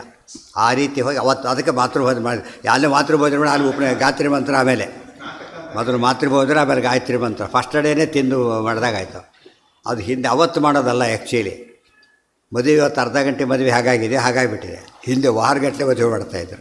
ಕನಿಷ್ಠ ಆಮೇಲೆ 5 ದಿವಸಕ್ಕೆ ಬಂತು, 3 ದಿವಸಕ್ಕೆ ಬಂತು, 2 ದಿವಸಕ್ಕೆ ಬಂತು, ಈಗ ಅರ್ಧ ದಿವಸಕ್ಕೆ ಬಂದಿದೆ ಅಷ್ಟೇ. ಬೆಳಗ್ಗೆ 8 ಗಂಟೆಗೆ ಯಾರು ಇರೋಲ್ಲ, 12 ಗಂಟೆ ಮತ್ತೆ ಯಾರು ಇರೋದಿಲ್ಲ, ಹೋಗ್ಬಿಟ್ಟಿರ್ತಾರೆ, ಯಾರೋ ಹೋಗ್ಬಿಟ್ಟಿರ್ತಾರೆ. ಯಾವುದೋ ಕರೆದು ಹೋದ್ರೆ ಇಲ್ಲ, ಯಾರೂ ಇಲ್ಲೇ ಇಲ್ಲ ಅಲ್ಲಿ, ಆಗಲೇ ಮುಗಿಸ್ಕೊಂಡು ಹೋಗ್ಬಿಟ್ರು ಅಂತ ಹೇಳಿದ್ರು. 12ಕ್ಕೆ ಹೋದರೆ ಇಲ್ಲ, 12ಕ್ಕೆ ಹೋದರೆ ಇಲ್ಲ, ಲೇಟಾಗಿ ಮಧ್ಯಾಹ್ನಕ್ಕೆ ಹೋಗಿದ್ದಲ್ಲ, ಎಲ್ಲ ಮುಗಿಸ್ಕೊಂಡು ಹೊರಟೋದ್ರು ಅಂತೇಳಿ. ರಿಸೆಪ್ಷನ್ ಮೊದಲೇ ಏನೇನೋ ಕಥೆಗಳು. ಇವತ್ತು ಇದೆ ಮೊದಲೇ ಮಾತೃಭೋಜನ, ಆಮೇಲೆ ಅವತ್ತೇ ಗಾಯತ್ರಿ. ಅಲ್ಲಿಗೆ ಮಾಡಿ ಕರ್ಕೊಂಡು ಹೋಗ್ತಾರೆ ಅವ್ರಿಗೆ. ಅದಕ್ಕೆ ಅಷ್ಟು ವೈಭವ. ಕಂಪನಿ ಕೊಟ್ಟು ಎಲ್ಲರನ್ನ ಕರೆದು ಇದನ್ನು ಮಾಡಿ ಹೋಗ್ತಾರೆ. ಗಾಯತ್ರಿ ಫಸ್ಟ್ ಊಟ ಅವತ್ತೇ ಮುಗಿಸ್ಕೊಂಡು ಆಮೇಲೆ ಗಾಯತ್ರಿ ಮಂತ್ರ ಹೇಳಿಸ್ಕೊಂಡ್ರೆ ಏನು ಮಂತ್ರ ಹೇಗೆ ಅಧಿಕಾರ ಬರುತ್ತೆ ಅವನಿಗೆ? ಹಾಗೆ ತಿಂದು ದಿವಸ ಹೇಳ್ಬೋದು ಅಂತ ಆಯ್ತಲ್ಲ. ಅವತ್ತಿನ ದಿವಸನೇ ಹೇಳಿದಾರೆ, ಉಳಿದ ದಿವಸ ಇಲ್ಲೂ ಸಿಂಪಲ್ ಆಯಿತು, ಮಾಡಬಾರ್ದು. ಅದೇನು ಮಾಡ್ತಾರೆ, ಪುರೋಹಿತರ ತಪ್ಪು ಭಾಳ ಇದೆ. ಅವ್ರು ಯಾವುದಕ್ಕೆ ಅಡ್ಜಸ್ಟ್ ಮಾಡೋಕ್ಕೆ ಹೋಗಿ ಎರಡೂ ಅಡ್ಜಸ್ಟ್ ಮಾಡಿಸ್ಬಿಡ್ತಾರೆ. ಕೆಲವನ್ನ ಮಾಡ್ಬೋದು, ಅವ್ರು ಆಪತ್ಕಾಲ ಇದನ್ನೆಲ್ಲ ಮಾಡೋಕ್ಕೆ ಬರೋದಿಲ್ಲ. ತಿಂದ ಮೇಲೆ ಹೇಗೆ ಮಾಡ್ತಾರೆ ಇವರು ಫಸ್ಟು ಉಪದೇಶನ? ಸಾಮಾನ್ಯ ಗುರುಮಂತ್ರ ಹೇಳಿಸ್ಕೋಬೇಕಾದ್ರೆ ಏಕಾಸಿದ್ದೆ ಅಂಥ ದಿವಸ ಶ್ರೇಷ್ಠ. ಯಾತಕ್ಕೆ ಅಂದರೆ ಉಪವಾಸ ಇರ್ತಾರೆ, ಬೇರೆ ದಿವಸ ಉಪವಾಸ ಇದ್ದೇ ಹೋಗಬೇಕು. ಅನೇಕ ದಿವಸ ತುಂಬ ನಿಯಮಗಳುಂಟು. ಹೇಳಿದ್ನಲ್ಲ, ಯಾರೋ ಬಂದರೆ ಉಳಿದವ್ರು ಕೇಳಿದ್ರು ಮುಗೀತು ಅಷ್ಟೇ. ಅದು ಆಮೇಲೆ ಪದ್ಧತಿ ಆಗೋಯ್ತು. ಇವತ್ತು ಬಿಟ್ಟರೆ ಅವರು ಗುರು ಏನೇ ಮಾಡಲಿ ಅಂತ ಜನವಾರ ಹಾಕೋದು ಬಿಟ್ಟರೆ ಕೇಳಲ್ಲ, ಮಾತೃ ಭೋಜನಾಗಿರ್ಬೇಕು ಅವರಿಗೆ. ಯಾತಕ್ಕೆ? ಇದಕ್ಕೋಸ್ಕರ ವಿರುದ್ಧ ಎಲ್ಲ ತಪ್ಪು ಮಾಡಿಸ್ತಿರೋದು. ತಪ್ಪುಗಳ ಸುರಿಮಳೆ ಅದು. ಆ ರೀತಿ ಮಾಡ್ಸೋಕ್ಕೆ ಬರಲ್ಲ. ಮೊದಲು ತಂದೆಯಿಂದ ಶುರುವಾಗ್ತದೆ ಉಪದೇಶಕ್ಕೋಸ್ಕರ. ಮೊದಲು ಹೆಚ್ಚು ಜಪ ಮಾಡ್ತಿರ್ಬೇಕಾದ್ರೆ, ಅಧಿಕಾರ ಸಿದ್ಧಿ ಬರಬೇಕಾದ್ರೆ ಅಲ್ಲಿ ಪ್ರೋಸೆಸ್ ಅದು ಹೇಳ್ತಿರೋದು. ಹಾಗೆ ಶುರುವಾಗಬೇಕು. ಯಾವುದು ಅದೂ ಇಲ್ಲ, ಯಾವುದೂ ಇಲ್ಲ. ಛೇ ಅವತ್ತಿಲ್ಲ ಅಂತ ಹೇಳ್ತಾರೆ. ಮನೆಯಲ್ಲಿ ಮಾಡಿಸ್ಕೊಂಡು ಆಮೇಲೆ ಕರ್ಕೊಂಡು ಹೋಗ್ಬೇಕು ಅವರು ಗುರುಗಳ ಹತ್ರ. ಅವತ್ತು ನೆಕ್ಸ್ಟ್ ಡೇನೇ ಅವತ್ತಿಲ್ಲ, ಮುಗಿದೋಯ್ತು ಕತೆ ಅಷ್ಟೇ. ಮಾತೃಬೋಧನೆ ಕ್ಯಾನ್ಸಲ್ ಮಾಡಬಾರ್ದು, ಅವತ್ತು ಮಾಡೋದು ಸರಿಯಲ್ಲ. ನೀವೇ ಹೇಳಿ, ಸಿಂಪಲ್ ಲಾಜಿಕ್ ಅದು. ಊಟ ಮಾಡಿ ತಿಂಡಿ ಅದೇನು ಸಣ್ಣ ಪುಟ್ಟದೇನು ಮಾಡಿರೋದಿಲ್ಲ, ಭಾರಿ ಜೋರಾಗೆ ಮಾಡಿರ್ತಾರೆ. ಭಾರಿ ಎಕ್ಸೆಪ್ಷನ್ ಏನು ಬಂತು ಅದಕ್ಕೆ? ಅವತ್ತೇ ಎಕ್ಸೆಪ್ಷನ್ ಇರಬಾರ್ದು, ಆ್ಯಕ್ಚುಲಿ ಏನಾದ್ರು ಇವತ್ತಾರು ಸರಿಯಾಗಿ ಮಾಡಲಿ ಅಂತೇಳಿ ಹೇಳೋರು ಯಾರು ಅವರಿಗೆಲ್ಲ? ನೀವು ಯಾವ ಮಠ ಅಷ್ಟು ಕೇಳಿದ್ದೀವಿ, ನಿಮ್ಮ ಹೇಳೋ ಅಧಿಕಾರ ಇಲ್ಲ ನಮಗೆ, ನಮ್ಮನ್ನು ಕೇಳೋದಿಲ್ಲ. ಓದೋದು ಕಥೆ ಇದೆ ಇದು. ಇದೀತೆ ವ್ಯಾಮೋಹ, ಧೃತರಾಷ್ಟ್ರ ವ್ಯಾಮೋಹ ಇದ್ದಾಗೆ ಈ ವ್ಯಾಮೋಹ ಇದು. ನಮ್ಮವ್ರು ಏನು ಮಾಡಿದ್ರು ಸರಿ, ಬೇರೆ ಏನು ಮಾಡಿದ್ರು ತಪ್ಪು. ಆಗಿರ್ಬಾರ್ದು. ತಪ್ಪೇ ಸರಿನೇ. ಪ್ರಣಿಪಾತೇನ ಪರಿಪ್ರಶ್ನೇನ ಸೇವಯಾ ಉಪದೇಶಂತಿ ತೇ ಜ್ಞಾನಂ ಜ್ಞಾನಿನಃ ತತ್ವದರ್ಶಿನಃ. ತೇ ನಿನಗೆ ಅಂದರೆ ಕೇಳೋರಿಗೆ ಅಂತ ಅರ್ಥ. ಅರ್ಜುನಿಗೆ ಅಷ್ಟೇ ಅಲ್ಲ, ಎಲ್ಲರಿಗೂ ಕೂಡ. ತೇ ಜ್ಞಾನಂ ತತ್ವದರ್ಶಿನಃ. ಜ್ಞಾನಿಗಳು ಎಲ್ಲ ಇದ್ದಾರೆ. ಒಬ್ಬರು ಜ್ಞಾನಿಗಳಾಗಿದ್ದಾರೆ ಅಂದರೆ ಪರೋಕ್ಷ ಜ್ಞಾನಿಗಳು. ಮುಖ್ಯ ಜ್ಞಾನಿಗಳು ಅಂದರೆ ಯಾರು ಅಂತ ಕೇಳಿದರೆ ಅಪರೋಕ್ಷ ಜ್ಞಾನಿಗಳು. ನೀತ ಗುರುಗಳು ಅಂದರೆ ಅವರೇ, ತತ್ವವನ್ನು ಕಂಡವರು. ತತ್ವ ಅಂದರೆ ಏನು? ತತ್ವವಿದೇಕಾತ್ಮ, ಪರಮಾತ್ಮ ವಿಷ್ಣುವಿನ ಹೆಸರು. ಅದು ಬ್ರಹ್ಮ ಸಾಕ್ಷಾತ್ಕಾರ ಆದ ಗುರುಗಳೇ ಮುಖ್ಯ ಗುರುಗಳೇ ಹೊರತು. ಈ ಕೋರ್ಟ್ ಕಂಪ್ಲೀಟ್ ಅವನು ಮಾಡಿಲ್ಲ, ಅಪಾಯಿಂಟ್ ಮಾಡ್ತಾರೆ ಲೆಕ್ಚರರ್ಗೆ. ಅವನ್ನ ಕೋರ್ಸ್ ಕಂಪ್ಲೀಟ್ ಮಾಡಿದರೆ ಮಾತ್ರ ಅವನು ಹೇಗೆ ಅಪಾಯಿಂಟೆಡ್ ಆಗ್ತಾನೋ, ಅಪರೋಕ್ಷ ಜ್ಞಾನಿ ಆದಮೇಲೆ ಮಾತ್ರ ಸ್ಟ್ರಿಕ್ಟ್ಲಿ ಗುರುತ್ವ ಬರೋದಾಗ. ಅದು ಎಲ್ಲರ ಮೇಲೆಲ್ಲ. ಯಾರಿಗೆ? ನಿಯತ ಶಿಷ್ಯರು, ನಿಯತ ಗುರುಗಳು. ಅದೇ ಕ್ಲಾಸ್ ಟೀಚರ್ ಇದ್ದರೆ ಹಾಗಾಗಿ ಅವ್ರ ಮೂಲಕನೇ ಬರಬೇಕು, ಇವ್ರ ಮೂಲಕನೇ ಆಗಬೇಕು. ಈಗ ಜ್ಞಾನ ಬೇಕು ಅಂದರೆ ಇವೆಲ್ಲ ಜ್ಞಾನನೇ ಬೇಡ ಅಂತ ಯಾವುದು ಕೌಂಟೇ ಆಗೋದಿಲ್ಲ. ಉಪದೇಶಂತಿ ತೇ ಜ್ಞಾನಂ ಜ್ಞಾನಿನಃ ತತ್ವದರ್ಶಿನ. ಇಲ್ಲಿ ತುಂಬ ಸಾಲ ಪ್ರತಿ ಪದ ನೋಡಬೇಕಲ್ಲಿ. ಬಹುವಚನ ಉಪಯೋಗಿಸ್ತಾರೆ, ಜ್ಞಾನಿಗಳು ತತ್ವದರ್ಶಿಗಳು ಅಂತೇಳಿ. ಇಲ್ಲಿ ಎರಡು ಕಾರಣ. ಒಂದು ಕಾರಣ ಏನಂತ ಕೇಳಿದರೆ, ಪರೋಕ್ಷ ಜ್ಞಾನ ಒಬ್ಬರಿಂದ ಬರೋದಿಲ್ಲ. ಎಷ್ಟು ಜನ ಪ್ರೈಮರಿ ಸ್ಕೂಲಿಂದ ಶುರು ಮಾಡಿ, ಪ್ಲೇ ಹೋಮಿಂದ ಶುರು ಮಾಡಿ ಎಷ್ಟು ಜನ ಗುರುಗಳಾಗಿರ್ತಾರೆ? ಏಕಾಶ ಒಬ್ಬನಿಗೆ ಅಷ್ಟು ಟೀಚರ್ಸ್ ಆಗಿರ್ತಾರೆ. ಆದ್ದರಿಂದ ಶ್ರೀ ಗುರುಭ್ಯೋ ನಮಃ. ಗುರುಗಳ ಸಂಖ್ಯೆ ಭಾಳ ಇರಬೇಕು, ದೇವ್ರ ಸಂಖ್ಯೆ ಒಂದಿರಬೇಕು. ದೇವರುಗಳು ಭಾರಿ, ಗುರು ಒಬ್ಬನಾಗಬಾರ್ದು. ಇವತ್ತು ಕಂಡ್ಕೊಂಡವ್ರ ದೇವರಾದರೆ ಆ ಪ್ರಶ್ನೆ ಬರುತ್ತೆ, ಅದೆಲ್ಲ ಮಾಡಬಾರ್ದು. ಅದಕ್ಕೆ ಬಹುಗುರುಗಳು ಇರಬೇಕು ಹೇಳೋದಕ್ಕೋಸ್ಕರ ಗುರುಭ್ಯೋ ನಮಃ ಅಂತ ಕರೀತಾರೆ. ಅಪರೋಕ್ಷ ಜ್ಞಾನ ಬಂದ ಮೇಲೂ ಕೂಡ ವಿಶೇಷ ಜ್ಞಾನ ಬರ್ತಾ ಇರುತ್ತೆ. ದೊಡ್ಡ ದೊಡ್ಡ ಜ್ಞಾನಿಗಳ ಮೂಲಕ ಕೇಳಿದಾಗ ಬಂದೇವರು. ಫೈನಲಿ ಜ್ಞಾನದಿಂದ ಬರಬೇಕು, ವಾಯುದೇವರಿಂದ ಬ್ರಹ್ಮದೇವರು ಉಪದೇಶ ಮಾಡಲೇಬೇಕು. ಅಲ್ಟಿಮೇಟ್ ಅವ್ರದ್ದು ಸ್ಪೀಚ್ ಅವ್ರದ್ದು. ಆಮೇಲೆ ಮುಕ್ತಿ, ಅಲ್ಲಿವರೆಗಿಲ್ಲ. ಅಲ್ಟಿಮೇಟ್ ಬ್ರಹ್ಮದೇವರೇ ಗುರುಗಳು ಮೂಲತಃ. ಆಮೇಲೆ ಮೊದಲೇ ಭಾವಿ ಬ್ರಹ್ಮದೇವರು ಪರಬ್ರಹ್ಮ. ಈ 3 ಸ್ಟೆಪ್ಪಲ್ಲಿ ಹೋಗೋದು.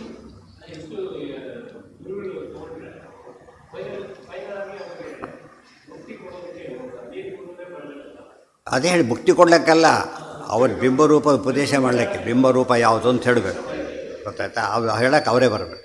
ಈ ಸಬ್ಜೆಕ್ಟನ್ನು ಹೇಗೆ ಗೈಡ್ ಸೂಚಿಸ್ಬಿಟ್ಟು PhD ಮಾಡ್ತಾರಲ್ಲ ಹಾಗೆ, ಗೊತ್ತಾಯ್ತು? ಇಬ್ಬರಿಗೆ ಅಕ್ಸೆಪ್ಟಬಲ್ ಆದಾಗ ಅದು ಅಪ್ರೂವ್ ಆಗುತ್ತೆ. ಉಪದೇಶಂತಿ ತೇ ಜ್ಞಾನಂ ಜ್ಞಾನಿನಃ ತತ್ವದರ್ಶಿನಃ. ಅದರಲ್ಲಿ ಅಪರೋಕ್ಷ ಜ್ಞಾನಿಗಳೇ ಮುಖ್ಯ ಗುರುಗಳು, ತತ್ವಜ್ಞಾನಿಗಳು ಅನಂತರದ ಗುರುಗಳು. ಅಪರೋಕ್ಷ ಜ್ಞಾನಿಗಳು ಅಂತೂ ಒಬ್ಬೊಬ್ಬರಿಂದ ಆಗೋದಿಲ್ಲ, ತುಂಬ ಗುರುಗಳು ಬೇಕು. ಅದು ಏಕಕಾಲಕ್ಕೆ ತುಂಬ ಗುರು ಪಜಿತಿ ಆಗುತ್ತಾಗ. Too many cooks spoils the dish ಅಂತೇಳಿ ಎಲ್ಲ ಹಾಳು ಮಾಡಿ 1 by 1. ಇವತ್ತು ಡಿಗ್ರಿ ಕ್ಲಾಸು UC ಎಲ್ಲ ಕ್ಲಬ್ ಮಾಡಿ ಬೆಸ್ಟ್ ಕಳಿಸ್ಬಿಟ್ಟು ಏನಿರುತ್ತೆ ಈಗ? ಕ್ವಾಲಿಟಿ ಕೆಟ್ಟು ಹಾಳಾಗಿ ಹೋಗ್ಬಿಡುತ್ತೆ. ಆದ್ದರಿಂದ ಒಂದು ಮುಗಿಸಿ ಹೋಗಬೇಕು. ಇವತ್ತು ಹಾಗಾಗಲಿಲ್ಲ. ಆದ್ದರಿಂದ ಏನಾಗುತ್ತೆ? ಕನ್ಫ್ಯೂಷನ್ಸ್ ಇರುವ. ಅವ್ರು ಹಾಗೆ ಹೇಳಿದ್ರು, ಇವ್ರು ಹೀಗೆ ಹೇಳಿದ್ರು. ಅದು ಕೊನೆಗೆ ಏನಾಗುತ್ತೆ? ನಿಶ್ಚಯ ಜ್ಞಾನ ಬರೋದಿಲ್ಲ. ನಿಶ್ಚಯ ಜ್ಞಾನ ಬರಬೇಕಾದ್ರೆ ಒಂದು ಕೋರ್ಸ್ ಮುಗಿಯೋರು ಒಬ್ಬರು ಇರಬೇಕು. ಒಂದು ಕೋರ್ಸ್ ಮುಗಿದ ಮೇಲೆ ಮುಂದಿನ ಸರಿ ಆಮೇಲೆ ಇನ್ಯಾವುದು ಓದ್ಬೋದು, ಅವರಿಗೆ ಅನುಕೂಲ ಇಲ್ಲ ಅಥವಾ ವಿಷಯನೇ ಬೇರೆ, ಇನ್ನೊಂದು ಕಳಿಸ್ಬೋದು. ಡಿಸ್ಟರ್ಬ್ ಮಾಡ್ಕೊಂಡು ಏನಾಗುತ್ತೆ ಅಂದರೆ ಜ್ಞಾನ ಬರೋದೇ ಇಲ್ಲ. ಅದು ಹೇಳಿದ್ನಲ್ಲ, ಏಕಕಾಲಕ್ಕೇ 3-4 ಪೇಜ್ ಒಟ್ಟಿಗೆ ಓದಿದ್ರೆ ಏನಾಗುತ್ತೆ ನಿಮಗೆ? ಕನ್ಫ್ಯೂಷನ್ ಆಗುತ್ತೆ. ಮುಂದಿನ ಶ್ಲೋಕ ಓದಿ ಹಿಂದಿನ ಶ್ಲೋಕ ಅರ್ಥ ಆಗೋದಿಲ್ಲ. ಅದು ಈಗ ಮುಗಿಸ್ಬೇಕಾ ಕೆಲಸ. ಅವ್ರು ಡಾಕ್ಟರ್ ಹತ್ರ ಒಂದು ದಿವ್ಸಕ್ಕೆ ಡಾಕ್ಟರ್ ಹತ್ರ ಏನಾಗುತ್ತೆ ಯೋಚನೆ ಮಾಡಿ ನೋಡಂತೆ. ಕೆಲವು ಔಷಧಿಗಳು ಆ್ಯಕ್ಚುಲಿ ಏನವು ಇನಿಮಿಕ್ ಅಂದರೆ ಅಪೋಸಿಟ್ ವರ್ಕ್ ಮಾಡುತ್ತೆ, ಫಜೀತಿ ಆಗಿಬಿಡುತ್ತೆ. ಅದು ಒಂದಕ್ಕೊಂದು ಇದಾಗೋದು ಕಂಪ್ಯಾಟಿಬಲ್ ಇರೋದಿಲ್ಲ. ಅದು ಆ ಭಾರಿ ಡೇಂಜರಸ್ ಔಷಧಿ. ಅದು ಔಷಧಿಯಿಂದಲೇ ಸಾಯ್ತಾನೆ ಎಷ್ಟೋ ಸಲ. ಅದಕ್ಕೇನೆ ಆ ವಿಷಯಗಳು ಬರಬಾರ್ದು. ಅವ್ನು ಮಾತಾಡ್ತಾ ಯಾವುದೋ ಹೇಳಿ ಅವ್ನು ಹಿಂದಿನ ಪಾಠಕ್ಕೆ ಬಂದಿಲ್ಲ, ಅವತ್ತು ಮಾತು ಕೇಳಿರ್ತಾನೆ, ಮತ್ತೆಲ್ಲೋ ಹೋಗಿಬಿಡ್ತಾರೆ, ಎಲ್ಲೋ ಹೇಳ್ತಾರೆ, ಒಂದು ಗ್ರಬ್ ಮಾಡ್ಕೊತಾರೆ, ಫಜೀತಿ ಆಗುತ್ತೆ. ಯಾವುದಕ್ಕೋ ಏನೋ ಹೇಳಿರ್ತಾರೋ ಅವರು, ಇದಕ್ಕೆ ಅಪ್ಲೈ ಮಾಡ್ಕೊಂಡ್ಬಿಡ್ತಾನೆ. ಅವೇ ಹಾಗೆಲ್ಲ ಮಾಡಬಾರ್ದು. ಒಂದು ವಿಷಯ ಹಿಡಿದ ಮೇಲೆ ಏನಾಗಬೇಕು, ಅವರೇ ಮುಗಿಸ್ಬೇಕು. ಅವ್ರದ್ದೇ ಅರ್ಧ ಆಪ್ರೇಷನ್ ಅರ್ಧ ಮಾಡೋರ ಗತಿ ಏನೇ ಮಧ್ಯೆ ಗೊತ್ತಾಯ್ತು. ಅವ್ರು ಇನ್ನೊಂದು ತೆಗಿತಾರೆ, ಎಲ್ಲ ಹೋಗಿಬಿಡುತ್ತೆ ಕೊನೆಗೆ. ಹಾಗೆ ಮಾಡ್ಬೇಕು. ಅವ್ನು ಹಿಡಿದ ಮೇಲೆ ಕೆಲಸ ಮುಗಿಸ್ಬೇಕು. ಆಪ್ರೇಷನ್ ಮುಗಿಸಿ ಮನೆ ಡಿಸ್ಚಾರ್ಜ್ ಹೋಗೋವರೆಗೂ ಅದೇನೆ. ಮತ್ತು ಕೆಲವು ತಿಂಗಳು ಬಿಟ್ಟು ಬರ್ರಿ ಅಂತ ಹೇಳ್ತಾರೆ ಮುಂದೆ ನೋಡಲಿಕ್ಕೋಸ್ಕರ. ಮತ್ತೆ ಅಲ್ಲೇ ಹೋಗಬೇಕು. ಮೊದಲು ಅವ್ರು ನೀ ಏನು ಮಾಡಿ ನನಗೇನು ಗೊತ್ತು ಅಂತ ಹೇಳ್ತಾರೆ. ಅವ್ರು ಏನು ಅಲ್ಲೇ ಹೋಗ್ಬೇಕು, ನೀನು ಫಸ್ಟ್ ಇಲ್ಲಿ ಬರಬಾರ್ದು. ಡಾಕ್ಟ್ರ್ ಇದರಲ್ಲಿ ಒಂದು ನೀತಿ ಇದೆ. ಇಲ್ಲಿ ಹಾಗಲ್ಲ, ಯಾರು ಬೇಕಾದ್ರೂ ಅಡ್ಮಿಟ್ ಮಾಡ್ತಾರಲ್ಲ, ತಪ್ಪು ಹೋಗ್ಬಿಡೋದು. ಹಾಗೆಲ್ಲ ಮಾಡಬಾರ್ದು ಅಂತ ಹೇಳಬೇಕು. ಮುಗಿಸ್ಕೊಂಡು ಬಾ ಆಮೇಲೆ ಹೇಳ್ತೀನಿ ಅಂತ ಹೇಳಬೇಕೆ ಹೊರತು ಏಕಕಾಲಕ್ಕೆ ಬಿಟ್ಟು ಬಾ ಅಂತ ಹೇಳೋರು ಭಾಳ ಜನ ಬಿಟ್ಟು ಇಲ್ಲೇ ಬಂದುಬಿಡು ಅಲ್ಲೇ ಯಾಕೆ ಹೋಗ್ತೀನಿ ಅಂತ ಹೇಳ್ತಾರೆ. ಆಮೇಲೆ ಇಲ್ಲೂ ಇಲ್ಲ ಅಲ್ಲೂ ಇಲ್ಲ ಅತಂತ್ರ ಆಗಿಬಿಡ್ತಾರೆ.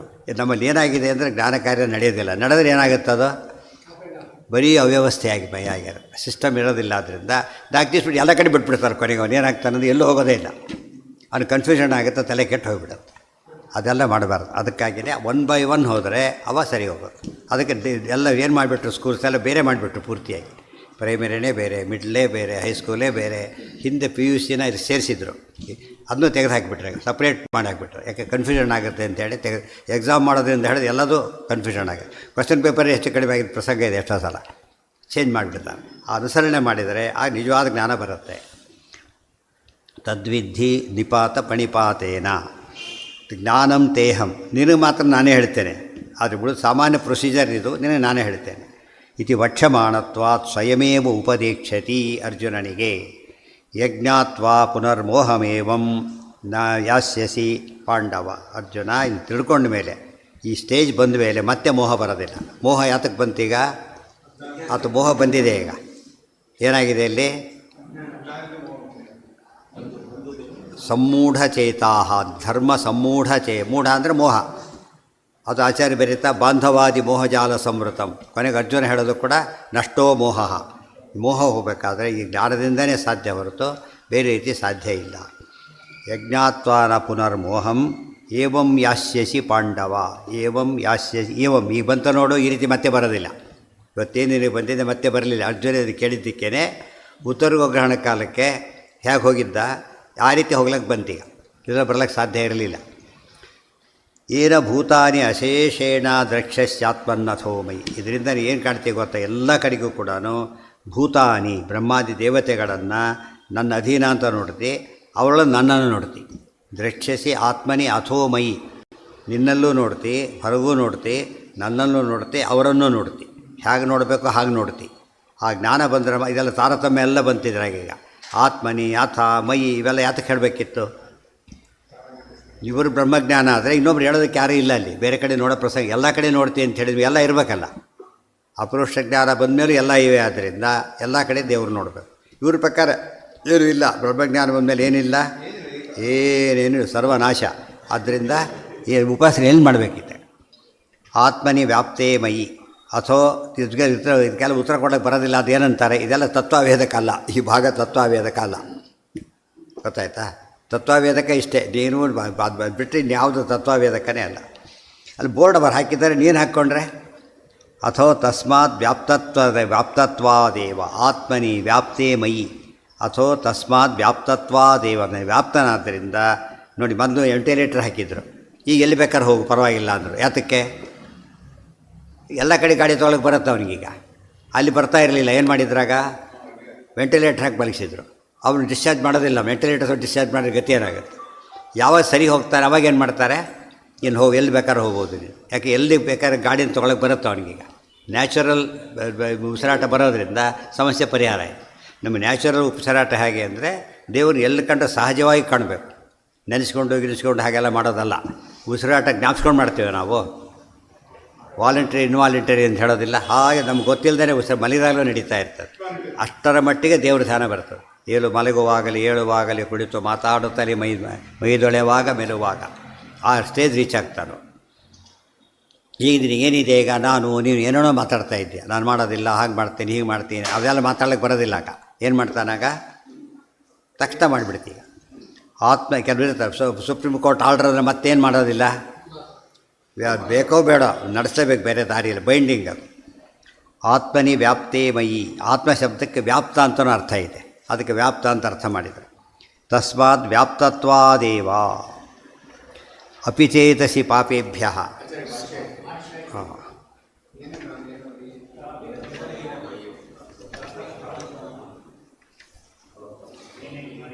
ಆಯ್ತಲ್ಲ.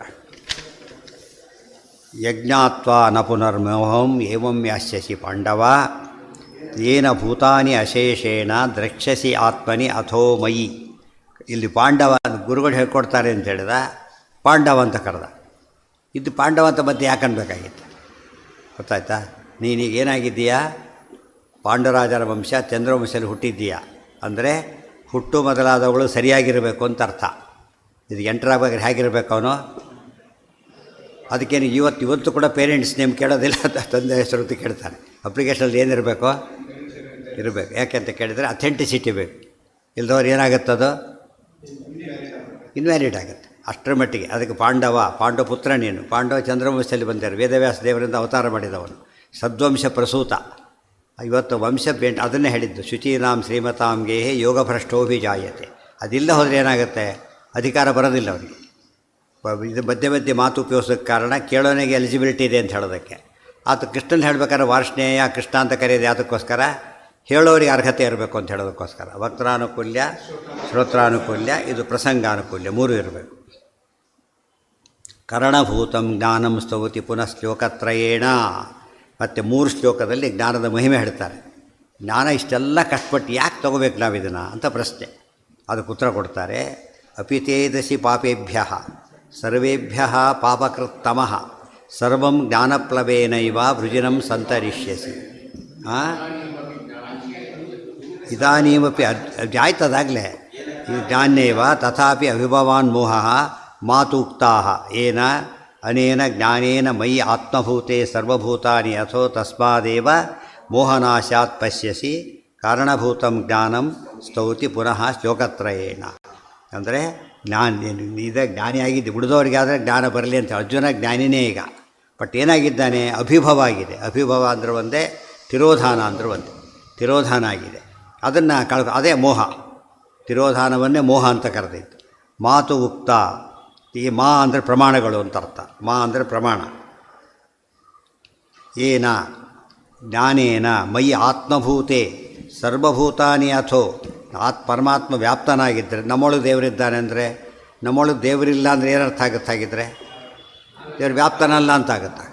ಕೆಲವರು ಇರ್ತಾರೆ, ಪ್ರತಿಮಾ ಪೂಜೆ ಮಾಡಬಾರ್ದು, ವಿಗ್ರಹ ಪೂಜೆ ಮಾಡಬಾರ್ದು, ವಾದ ಇದೆ. ಅದು ಸ್ಕೂಲ್ ಆಫ್ ಥಾಟೇ ಇದೆ ಆ ಥರ. ಅವರು ಏನಂತ ಕರೀತಾರೆ, ಅದರಿಂದ ಏನಾಯ್ತು, ಈಗ ದೇವ್ರ ಪ್ರತಿಭೆ ಇಲ್ಲದೆ ಪ್ರತಿಮೆ ಪೂಜೆ ಮಾಡಬಾರ್ದು ಅದಕ್ಕೆ ಹೇಳ್ತಾರೆ. ಆ ದೇವ್ರು ಎಲ್ಲಿದ್ದಾನೆ? ಎಲ್ಲ ಕಡೆ ಇದ್ದಾನೆ. ಎಲ್ಲ ಕಡೆ ಇದ್ದಾನೆ ಅಂತ ಹೇಳ್ತೀಯ, ಪ್ರತಿಮೆ ಪೂಜೆ ಮಾಡಬಾರ್ದು ಅಂತೀಯ. ಪ್ರತಿಭೆಯಲ್ಲಿ ಇದ್ದಾನೆ ಅಂತ ಎಲ್ಲ ಆಗಿದ್ದಾರೆ. ಪ್ರತಿಭೆ ಬಿಟ್ಟು ಎಲ್ಲ ಕಡೆ ಇದ್ದಾನೆ ಅಂದರೆ ಒಂದಲ್ಲಿ ಬಿಡ್ತಾ ಅವ್ರು ಎಲ್ಲೂ ಇಲ್ಲ ಅಂತ ಆಗುತ್ತೆ. ಕರೆ ಪ್ರತಿಭೆಯಲ್ಲಿ ಇದ್ದಾರೆ ಅಂತ ಮೊದಲು ಒಪ್ಪಬೇಕು ಅವರು. ಇಲ್ಲದವ್ರು ಏನಾಗುತ್ತೆ, ಎಲ್ಲ ಕಡೆ ಇದ್ದಾರೆ ಅಂತ ಹೇಳೋದು ತಪ್ಪಾಗುತ್ತೆ. ದೇವರು ಎಲ್ಲ ಕಡೆ ಇದ್ದಾನೆ ಅಂತ ಹೇಳಿದ್ರು, ಪ್ರತಿಮೆಯಲ್ಲಿ ಇದ್ದೇ ಇದ್ದಾನೆ. ಅದಕ್ಕೆ ಹೇಳಿದ್ರು ಪ್ರತಿಮೆಯಲ್ಲಿ ಇದ್ದಾನೆ ಅಂತ ಹೇಳಿದರು. ಹುಷಾರು, ಪ್ರತಿಮೆನೇ ಎರಡಿದ್ದಾರೆ. ಪ್ರತಿಮಾ ಪೂಜನೆ ಮಾಡಬೇಕಾಗಿಲ್ಲ ಅಂತ ಒಂದು ವಾದ, ಇನ್ನೊಂದು ವಾದ ಪ್ರತಿಮಾ ಪೂಜನೆ ಸಾಕು ಅಂತ ಇನ್ನೊಂದು ವಾದ. ಎರಡೂ ತಪ್ಪೇ. ಪ್ರತಿಮೆನೇ ದೇವರು ಅಂದರೂ ಸರಿಯಲ್ಲ, ಪ್ರತಿಮೆಯಲ್ಲಿ ದೇವರಿಲ್ಲ ಅಂದರೂ ಸರಿಯಲ್ಲ. ಅದಕ್ಕೆ ಸೂತ್ರ ಏನು ಮಾಡಿದರು, ಓಂ ನ ಪ್ರತೀಕೇನ ಹಿ ಸಹ. ಪ್ರತೀಕದಲ್ಲಿ ದೇವರಿಲ್ಲ ಅಂತಲ್ಲ. ಏನಾಯ್ತು ಅದರಿಂದ? ಇದ್ದಾನೆ, ಆದರೆ ಅದೇ ಇದಲ್ಲ, ಪ್ರತೀಕವೇ ದೇವರಲ್ಲ. ಸೂತ್ರ ಎಲ್ಲರೂ ಬರೀ ಪ್ರತೀಕೆ ಸಹ ಅನ್ಬೇಕಾಗಿತ್ತು. ಯಾವಾಗಲೂ ಕೂಡ ಒಂದು ಸೂತ್ರ ಇದೆ. ಏನು ಸೂತ್ರ ಯಾವಾಗಲೂ ಹೇಗಿರಬೇಕು? ತುಂಬ ಚಿಕ್ಕದಿರಬೇಕು. ನ ಪ್ರತೀಕೆ ನಹಿ ಸಹ ಇಷ್ಟು ಹೇಳೋದ್ರ ಬದಲು ಪ್ರತೀಕೆ ಸಹ ಅಂದರೆ ಮುಗಿದೋಗ್ತಿತ್ತು. ಅದಲ್ಲ, ಎಷ್ಟು ಉಳಿತಿತ್ತು. ಯಾಕೆ ಹೇಳಲಿಲ್ಲ ಅಂದರೆ ಅದಕ್ಕೇನೆ ಎಲ್ಲ ಕಡೆ ಇದ್ದ ಅರ್ಥ ಬರಬೇಕು. ಪ್ರತಿಮೇಲೆ ಇದ್ದಾರೆ ಅರ್ಥ ಬರಬೇಕು. ಅವಾಗ ಯಾವಾಗ ಬರುತ್ತೆ ಅದು? 2 ಟೂ ಯೂನಿಟ್ಸ್ ಹೇಳಿದಾಗ ಇಲ್ಲಿ ಇದ್ದೇ ಇದ್ದಾನೆ, ಆದರೆ ಇಲ್ಲಿ ಮಾತ್ರ ಇಲ್ಲ, ಬೇರೆ ಕಡೆ ಇದ್ದಾನೆ. ಸೂತ್ರ ಅಲ್ಪಾಕ್ಷರ ಅಸಂದಿಗ್ಧಂ ಅಂತ ಹೇಳಿಬಿಟ್ಟು ಒಳ್ಳೆ ನಮಗೆ ಸಂದಿಗ್ಧ ಮಾಡಿಬಿಟ್ರಲ್ಲ, ಎಷ್ಟು ದೊಡ್ಡದು ಹೇಳಿ ಅಂತ ಹೇಳಿದರೆ ಅದಕ್ಕೆ ಅರ್ಥ ಇದೆ. ಎಲ್ಲಿ ಸೂತ್ರ ದೊಡ್ಡದಿರುತ್ತೋ ಅಷ್ಟು ಮಿನಿಮಮ್ ಆಗಿರಬೇಕಷ್ಟು. ಮತ್ತು ಚಿಕ್ಕದಾಗಿರೋ ಯಾಕೆ ಹೇಳಿದರು ಅಂದರೆ ಚಿಕ್ಕದಾಗಿ ಹೇಳೋಕ್ಕೆ ಸಾಧ್ಯ ಇದೆ ಅಷ್ಟೇ ಹೇಳಬೇಕು. ಅನ್ನೆಸರಿ ದೊಡ್ಡದು ಮಾಡಬಾರ್ದು ಅಂತ ಅರ್ಥ. ಅದು ದೊಡ್ಡದೇ ಮಾಡಬಾರ್ದು ಅಂತ ಅರ್ಥ ಅಲ್ಲ, ಚಿಕ್ಕದು ಮಾಡ್ಲಿಕ್ಕೆ ಹೋಗಿ ಮುಖ್ಯ ಬಿಟ್ಬಿಡ್ಬೇಕು ಅಂತ ಅರ್ಥ ಅಲ್ಲ. ಅಪಿ ಚೇದಸಿ ಪಾಪೇಭ್ಯ ಸರ್ವೇಭ್ಯ ಪಾಪಕೃತ್ತಮಃ ಪದ ನೋಡಿ ಹೇಗಿದೆ. ನೀನು ಭಾರಿ ಪಾಪಿಗಳಿದ್ದಾರೆ, ಎಲ್ಲ ಪಾಪಿಗಳಿಗಿಂತ ಪರಮ ಪಾಪಿಯಾಗಿದ್ದೇನೆ ಅಂತ ತಿಳ್ಕೊ ನೀನೀಗ. ಗೊತ್ತಾಯ್ತಾ? ಮೊದಲು ಎಲ್ಲ ಪಾಪಗಳು ಮಾಡಿದವನು, ಅದರಲ್ಲಿ ಒಂದು ಪರ್ಫೆಕ್ಟಾಗಿ ಭಾರಿ ಮಾಡಿದವನು. ನಿನಗೆ ಸಾರದ ಪಾಪಿಯೇ ಇಲ್ಲ ಅನ್ನೋ ಸ್ಥಿತಿ ಇರಲಿ. ಹಾಗಿದ್ದರೂ ಕೂಡ ಈ ಅಪ್ರೋಕ್ಷ ಜ್ಞಾನ ಏನು ಮಾಡುತ್ತೆ? ಪರಿಹಾರ ಮಾಡಿಬಿಡುತ್ತೆ. ಇಷ್ಟು ಪಾಪ ಪರಿಹಾರ ಮಾಡೋ ಶಕ್ತಿ ಇದು ಯಾವುದಕ್ಕಾರು? ಈ ಪ್ರಾಯಶ್ಚಿತ್ತ ಸ್ಮೃತಿಗಳು ಪ್ರಾಯಶ್ಚಿತ್ತ ನೋಡೋಕೆ ಹೊರಡ್ಬಿಟ್ರೆ ಒಂದೊಂದಕ್ಕೊಂದು ಪ್ರಾಯಶ್ಚಿತ್ತ. ಅದು ಕೇಳಿದರೆ ಬಹುಶಃ ಪ್ರಾಯಶ್ಚಿತ್ತನೇ ಮಾಡ್ಕೊತಿರ್ಬೇಕು ಹೆಚ್ಚು ಕಡಿಮೆ. ಅಷ್ಟು ತಪ್ಪುಗಳಾಗುತ್ತೆ. ಬರೀ ದೇವ್ರ ಪೂಜೆ ಮಾಡೋಕ್ಕೆ ಎಷ್ಟು ತಪ್ಪು ಮಾಡ್ಬೋದು? 32 ತಪ್ಪು ಮಾಡೋದು. ರಾತ್ರಿ ಅಪರಾಧ. ದೇವ್ರ ಪೂಜೆ ಮಾಡಬೇಕಾದ್ರೆ ನಮಗೆ ಇದೆಲ್ಲ ಮಾಡೋದು ಬಿಟ್ಟುಬಿಟ್ರೆ ದೊಡ್ಡ ಒಂದೇ ತಪ್ಪು. ಬಿಟ್ಟರೆ ದೇವ್ರ ಪೂಜೆ ಬಿಟ್ಟು ಒಂದೇ ತಪ್ಪು ಅಂದರೆ ಆ ತಪ್ಪಿದ್ರೆಲ್ಲ ಮೀರಿಸಿದ ತಪ್ಪಾಗಿಬಿಡುತ್ತೆ. ಹಾಗೆ ಮಾಡಬಾರ್ದು. ಅದು ದೇವ್ರ ಪೂಜೆ ಮಾಡ್ಬೇಕಾದ್ರೆ ಇಷ್ಟು ತಪ್ಪಾಗುತ್ತೆ. ಎಷ್ಟು ಹುಷಾರಾಗಿರ್ಬೇಕು. ಇವೆಲ್ಲ ತಲೆ ಕಟ್ಕೋತಾರೆ. ಯಾತಕ್ಕೆ ಅಂದರೆ ಕೂದಲು ಮುಟ್ಕೊಂಡ್ರೆ ಬೀಳೋದಲ್ಲ, ಮುಟ್ಕೊಂಡ್ರೆ ಮೈಲಿಗೆ. ಗೊತ್ತಾಯ್ತು? ಅದು ಆದಷ್ಟು ಅವಾಯ್ಡ್ ಮಾಡಬೇಕದು. ಆ ಕಡೆ ನೋಡಬಾರ್ದು. ಭಾರಿ ಕಷ್ಟ. ಪೂಜೆ ಮಾಡೋದು ಸುಲಭ ಅಲ್ಲ. ಈ ಕರೆಂಟ್ ಕೆಲಸ ಮಾಡಿ ಆ ಕಡೆ ನೋಡ್ತಾ ಸಿನಿಮಾ ಹೇಳ್ತಾ ಬರೀ ಕರೆಂಟ್ ಮಾಡಿದ್ರೆ ಗತಿ ಏನಾಗುತ್ತೆ? ಕರೆಂಟ್ ಕೆಲಸ ಇದ್ದಾಗ ದೇವ್ರ ಮುಂದೆ ಕೂತಿದ್ದಾನೆ ಅಂದರೆ ಹೈಯೆಸ್ಟ್ ಇದರಲ್ಲಿ ಕೂತಿದ್ದಾನತಿ. ಸ್ವಲ್ಪ ಹೆಚ್ಚು ಕಡಿಮೆ ಆದರೆ ಏನಾಗುತ್ತೆ? ಭಾರಿ ಅಪಾಯ ಇದೆ. ಅದು ಗೊತ್ತೇ ಇಲ್ಲ ಅನೇಕರಿಗೆ. ಭಾರಿ ಅಪಾಯ ಇದೆ. ಬಿಡ್ಲಕ್ಕೆ ಹೋದರೆ ಇನ್ನೂ ಜಾಸ್ತಿ ಅಪಾಯ ಇದೆ. ನದಿನ ಬಿಡದ ಹೋದರೆ ಮುಂದೆ ಹೋಗೋದಿಲ್ಲ, ಇದು ಮುಳುಗಿಬಿಡ್ತೀಯ. ದಾಟೋದಿಲ್ಲ ಅಂದರೆ ಇಲ್ಲೇ ಉಳ್ಕೋತೀಯ. ಈ ಸ್ಥಿತಿ ಇರೋದರಿಂದ ಪೂಜೆ ಮಾಡಲೇಬೇಕು, ಸರಿಯಾಗಿ ಮಾಡಬೇಕು. ಆದ್ದರಿಂದ ಉಳಿದ ತಪ್ಪುಗಳು ಎಷ್ಟು ಸೇರುತ್ತೆ ನಮಗೀಗ? ಅಪಿಚೇದಸಿ ಪಾಪೇಭ್ಯ ಸರ್ವೇಭ್ಯ ಪಾಪಕೃತ್ತಮಃ. ಸಕಲ ಪಾಪಿಗಳಿಗಿಂತ ಪರಮ ಪಾಪಿಯಾಗಿದ್ದರೂ ಕೂಡ, ಇಲ್ಲಿ ಅದೆಲ್ಲ ಆಗಿದ್ದೇ ಅಂತ ಅರ್ಥ ಅಲ್ಲ.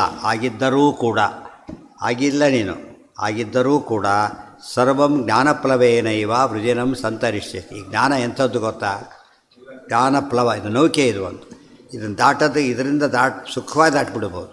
ಇದು ಒಂದಿದ್ದರೆ ಪಾಪಗಳೊಂದು ಸಮುದ್ರ ಇದ್ದ ಹಾಗೆ. ಪಾಪಗಳ ಸಮುದ್ರ ದಾಟಬೇಕಾದ್ರೆ ಒಂದು ನೌಕೆ ಬೇಕು. ಅದೇ ಅದು ಜ್ಞಾನಪ್ಲವ.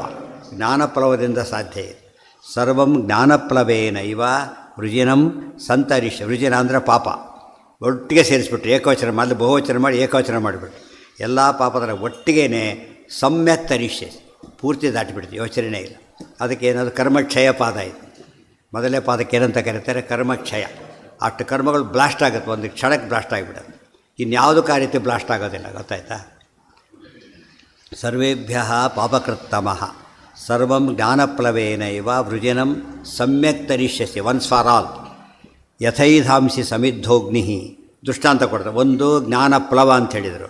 ಎರಡನೇ ದೃಷ್ಟಾಂತ ಕೊಡ್ತಾರೆ. ಇನ್ನೊಂದು ದೃಷ್ಟಾಂತ ಇದೆ. ಏನು ಅಂದರೆ, ಯಥೈಧಾಂಸಿ ಸಮಿದ್ಧೋ ಅಗ್ನಿ ಭಸ್ಮಸಾತ್ ಕುರುತೆ ಅರ್ಜುನ ಜ್ಞಾನಾಗ್ನಿ ಸರ್ವಕರ್ಮಾಣಿ ಭಸ್ಮಸಾತ್ ಕುರುತೆ ತಥಾ. ಅಥ ಏಧಾಂಶ ಅಂದರೆ ಅರ್ಥ ಏನದಕ್ಕೆ?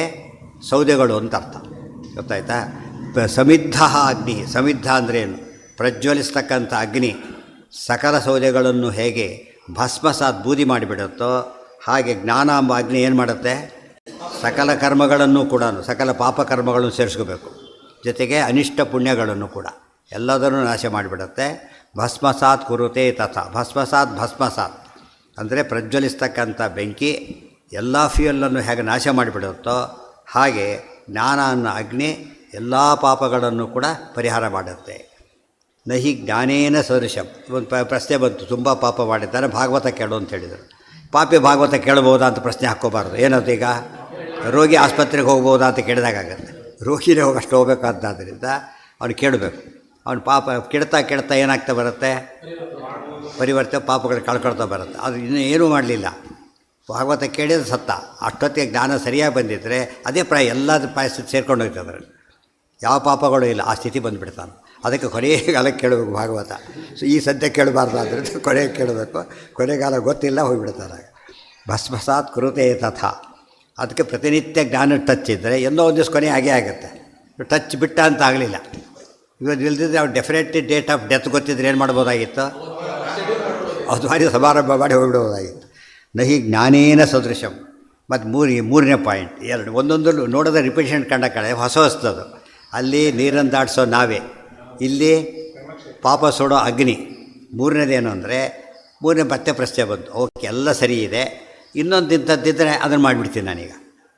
ಇನ್ನೊಂದು ಈಕ್ವಲೆಂಟ್ ಇದ್ದರೆ ಮಾಡಿಬಿಡ್ಬೋದಲ್ಲ. ಉದಾಹರಣೆಗೆ ಏನು ಹೇಳಿದಿರಿ ಈಗ? ಮೂರು ಹೇಳಿದ್ರಲ್ಲ, ಬ್ರಹ್ಮಜ್ಞಾನೇನವ ಮುಕ್ತಿ, ಪ್ರಯಾಗ ಮರಣೇನವ ಅಥವಾ ಸ್ನಾನ ಮಾತ್ರೇಣ ಗೋಮತ್ಯಾಂ ಕೃಷ್ಣ ಸನ್ನಿಧೌ. ಹಾಗೆ ಹೇಳಿದಾಗ ಒಂದು ಕೆಲ ಏನು ಮಾಡ್ತಾರೆ, ಈಕ್ವಲೆಂಟ್ ಮಾಡ್ಲಿಕ್ಕೆ ಬರದೆ ಹೋದರೆ, ಈ ಹಿಟ್ಟಿನ ಗೋ ಮಾಡ್ತಾರಲ್ಲ ಆ ಥರ ಗೋದಾನ ಮಾಡ್ಲಿಕ್ಕೆ ಬರದೆ ಹೋದರೆ ಹಿಟ್ಟಿನ ಗೋದಾನ ಮಾಡ್ಬೋದಲ್ಲ, ಆ ರೀತಿ ಮಾಡ್ಬೋದಾ ಅಂದರೆ ಇಲ್ಲ. ಹಾಂ, ಮೊದಲು ಪ್ರಾರಬ್ಧ ಕರ್ಮ ಬಿಟ್ಟು ಸಂಚಿತ ಕರ್ಮ ಅಂತ ಫಸ್ಟ್ ಅರ್ಥ. ಸೆಕೆಂಡು ಆಗಾಮಿಕ ಲೇಪ ಇಲ್ಲ ಅಂತ ಎರಡನೇ ಅರ್ಥ. ಅದು ಎಕ್ಸೆಪ್ಷನ್ ಇದೆ, ಇದಕ್ಕೆ ಎಕ್ಸೆಪ್ಷನ್ ಇಲ್ಲ. ಸಂಚಿತ ಕರ್ಮಕ್ಕೆ ಎಕ್ಸೆಪ್ಷನ್ ಇಲ್ಲ, ಆಲ್. ಆಗಾಮಿ ಲೇಪ ಇಲ್ಲ ಅಂದರೆ ಸೋತ್ತಮ ದುರಾದಿಗಳನ್ನ ಬಿಟ್ಟು ಸೇರಿಸ್ಬೇಕು. ಅದು ಪ್ರಾರಬ್ಧ ಲೇಪ ಅಂಬೋದಕ್ಕೆ ದೊಡ್ಡದಾಗಿದ್ದರೆ ಇದೆ, ಸಣ್ಣದಾಗಿದ್ದರೆ ವ್ಯವ ಮಾಡಿಬಿಡ ಉಪಮರ್ಥ. ಇದಕ್ಕೆ ಮಾತ್ರ ಎಂಟೈ ಸಂಚಿತಕ್ಕೆ ಭಸ್ವಸಾತ್ ಕುರುತೆ ತಥಮತ್ ಅದಕ್ಕೆ ಅನ್ವಯ. ನಹಿ ಜ್ಞಾನೇನ ಸದೃಶಂ ಪವಿತ್ರಮಿಹ ವಿದ್ಯತೆ. ಇನ್ನೊಂದು ಸಬ್ಸ್ಟ್ಯೂಟ್ ಯಾಕಿಲ್ಲ ಅಂದರೆ ಜ್ಞಾನ ಹೈಯೆಸ್ಟು, ಎಲ್ಲದಕ್ಕೂ ಸಬ್ಸ್ಟ್ಯೂಟ್ ಕೊಡ್ಬೋದು. ಕಾರ್ ಸಿಗಲಿಲ್ಲ, ರಿಕ್ಷಾದಲ್ಲಿ ಹೋದ, ಯಾರೋ ಡ್ರಾಪ್ ಕೊಟ್ಟು ಏನೋ ಮಾಡ್ಬೋದು. ಪೇಪರ್ ಇನ್ನೊಬ್ರು ಪೇಪರ್ ಏನೇನೋ ಮಾಡ್ದ, ಆದರೆ ಓದ್ಕೊಂಡ್ಬಂದಿಲ್ಲ, ಮನೆ ಹೋ ಮಾರ ಅಂತಾರೆ. ಸೊ ಜ್ಞಾನಕ್ಕೆ ಸಬ್ಸ್ಟ್ಯೂಟ್ ಇಲ್ಲ. ಆದ್ದರಿಂದ ನಾವು ಸಬ್ಸ್ಟ್ಯೂಟ್ ಅದಕ್ಕೊಂದೇ ಮಾಡ್ಕೊಂಡಿರೋದು. ಈಗ ಗೊತ್ತಾಯ್ತಾ? ಎಲ್ಲ ಮಾಡಿ ಜ್ಞಾನ ಮಾತ್ರ ಮಾಡಬೇಕಾಗಿಲ್ಲ, ಯಾರಿಗೂ ಮಾಡಿದ್ರೆ ಮುಗಿದೋಗುತ್ತೆ ಅಂತ ಹೇಳ್ತಾರೆ. ಅದೊಂದೇ ಏನು ಮಾಡೋಕ್ಕೆ ಬರಲ್ಲ. ಆದ್ದರಿಂದನೇ ಇಷ್ಟು ಒಳ್ಳೆಯದಂತ ಹೇಳಿದ್ದೇನೆ. ಸಬ್ಸ್ಟ್ಯೂಟ್ ಇಲ್ಲ, ಆದ್ದರಿಂದ ಇದನ್ನೇ ಮಾಡಬೇಕು ಅಂತ ಅರ್ಥ. ಅದಕ್ಕೇನಂತ ಹೇಳಿದ್ರು, ನಾಣ್ಯ ಪಂಥ ಅಯನಾಯ ವಿದ್ಯತೆ, ಇನ್ನೊಂದು ದಾರಿ ಪರಿಹಾರಕ್ಕಿಲ್ಲ, ಮೋಕ್ಷ ಹೋಗ್ಲಿಕ್ಕೆ ಒಂದೇ ದಾರಿ ಅಂತೇಳಿ. ನಹಿ ಜ್ಞಾನೇನ ಸದೃಶಂ ಪವಿತ್ರಂ ಇಹ ವಿದ್ಯತೆ ತತ್ಸ್ವಯಂ ಯೋಗ ಸಂಸಿದ್ಧ ಕಾಲೇನ ಆತ್ಮನಿ ವಿಂದತಿ. ನಹಿ ಜ್ಞಾನೇ, ಹಿ ಶಬ್ದಕ್ಕೆ ಒಂದು ಸದೃಶ ಇಲ್ಲ ಅಂತ ಹೇಳಿದ್ರೆ ಸಾಕಿತ್ತು, ಹಿ ಅಂತ ಹೇಳಿದ್ರು. ಮತ್ತೆ ಇದು ನಿಶ್ಚಿತವಾದ ವಿಚಾರ, ಯೋಚನೆ ಕೂಡ ಮಾಡಬೇಡ.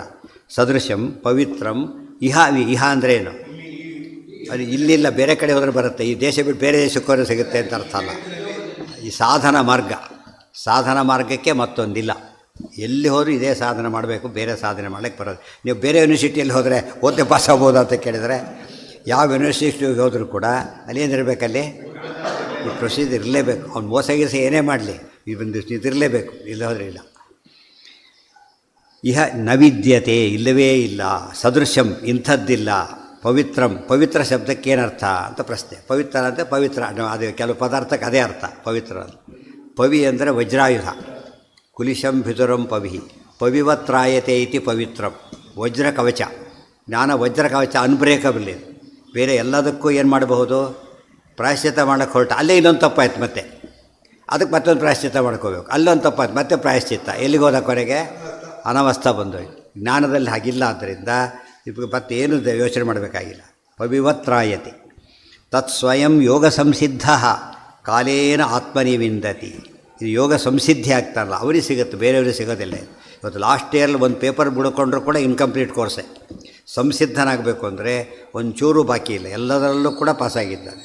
ಕಾಲೇನ ಬಹುನಾಂ ಜನ್ಮನಾಮಂತೆ ಮುಂದೆ ಬರುತ್ತೆ. ಇದೆಲ್ಲ ಓವರ್ನೈಟ್ ಸಾಧನೆ ಮಾಡೋಕ್ಕೆ ಬರೋದಿಲ್ಲ. ಎಷ್ಟು ಬೇಕು ಇದಕ್ಕೆಲ್ಲ? ಒಂದೆರಡು ಜನ್ಮದಲ್ಲೂ ಆಗೋದಿಲ್ಲ, ತುಂಬ ಜನ್ಮಗಳು ಬೇಕು. ಅದಕ್ಕೆ ಕಾಯಬೇಕು. ಒಂದೇ ವರ್ಷದ ಕೋರ್ಸು ಅಲ್ಲ ಅಂತ ಹೇಳೋ ಹಾಗೆ ಒಂದೇ ಜನ್ಮದ ಕೋರ್ಸ್ ಅಲ್ಲ. ಒಂದೇ ವರ್ಷದ ಕೋರ್ಸ್ ಅಲ್ಲದೆ ಹೋದರೂ ನಾವು ಮಾಡ್ತೇವೋ ಇಲ್ವೋ, ಅನೇಕ ವರ್ಷ ಕಷ್ಟಪಡ್ತೀವೋ ಇಲ್ಲೋ, ಅನೇಕ ಜನ್ಮ ಕಷ್ಟಪಡಬೇಕು. ಆದರೆ ಮುಂದಕ್ಕೆ ಹೋಗೋದು ಗತಿ ಏನು? ಈ ಜನ್ಮ ಬರುತ್ತಾ ಇಲ್ಲ ಅಂದರೆ ತಲೆ ಕೆಡಿಸ್ಕೋಬೇಡ. ಸರಿಯಾಗಿ ಫಸ್ಟ್ ಇಯರ್ಗೆ ಹೋದರೆ ಸೆಕೆಂಡ್ ಇಯರ್ಗೆ ಹೋಗೇ ಹೋಗ್ತಾರೆ, ಥರ್ಡ್ ಇಯರ್ಗೆ ಹೋಗೇ ಹೋಗ್ತಾರೆ. ಈ ಜನ್ಮ ಸರಿಯಾಗಿ ಬದುಕಿದರೆ ನಮ್ಮ ಒಂದು ಗ್ಯಾರಂಟಿ ಏನದು, ಮುಂದಿನ ಜನ್ಮ ಹೇಗಿರುತ್ತೆ? ಡೆಫಿನೆಟ್ಲಿ ಇದಕ್ಕಿಂತ ಬೆಟರ್ ಇರುತ್ತೆ. ಕಡಿಮೆ ಅಂತೂ ಆಗೋ ಚಾನ್ಸ್ ಇಲ್ಲ. ಅಕಸ್ಮಾತ್ ತಪ್ಪಿದರೆ ಮಾತ್ರ ಏನಾಗುತ್ತೆ, ಅದು ದಾರಿ ಆಗೋ ಚಾನ್ಸ್ ಇದೆ. ಇಲ್ಲ ಹೋದ್ರೆ ನಮಗೊಂದು ಗ್ಯಾರಂಟಿ ಹೋಗಿಬಿಡುತ್ತೆ. ಏನು ಗ್ಯಾರಂಟಿ ಹೋಗಿಬಿಡುತ್ತೆ? ಇದೆಲ್ಲ ಮಾಡಿ ನಾವು ಮುಂದಕ್ಕೆ ಯಾವುದೋ ಜನ್ಮ ಬಂದರೆ ಏನು ಮಾಡ್ತೀವಿ ನಾವೀಗ? ಅದು ನಮ್ಮ ಕೈಲಿಲ್ವಲ್ಲ.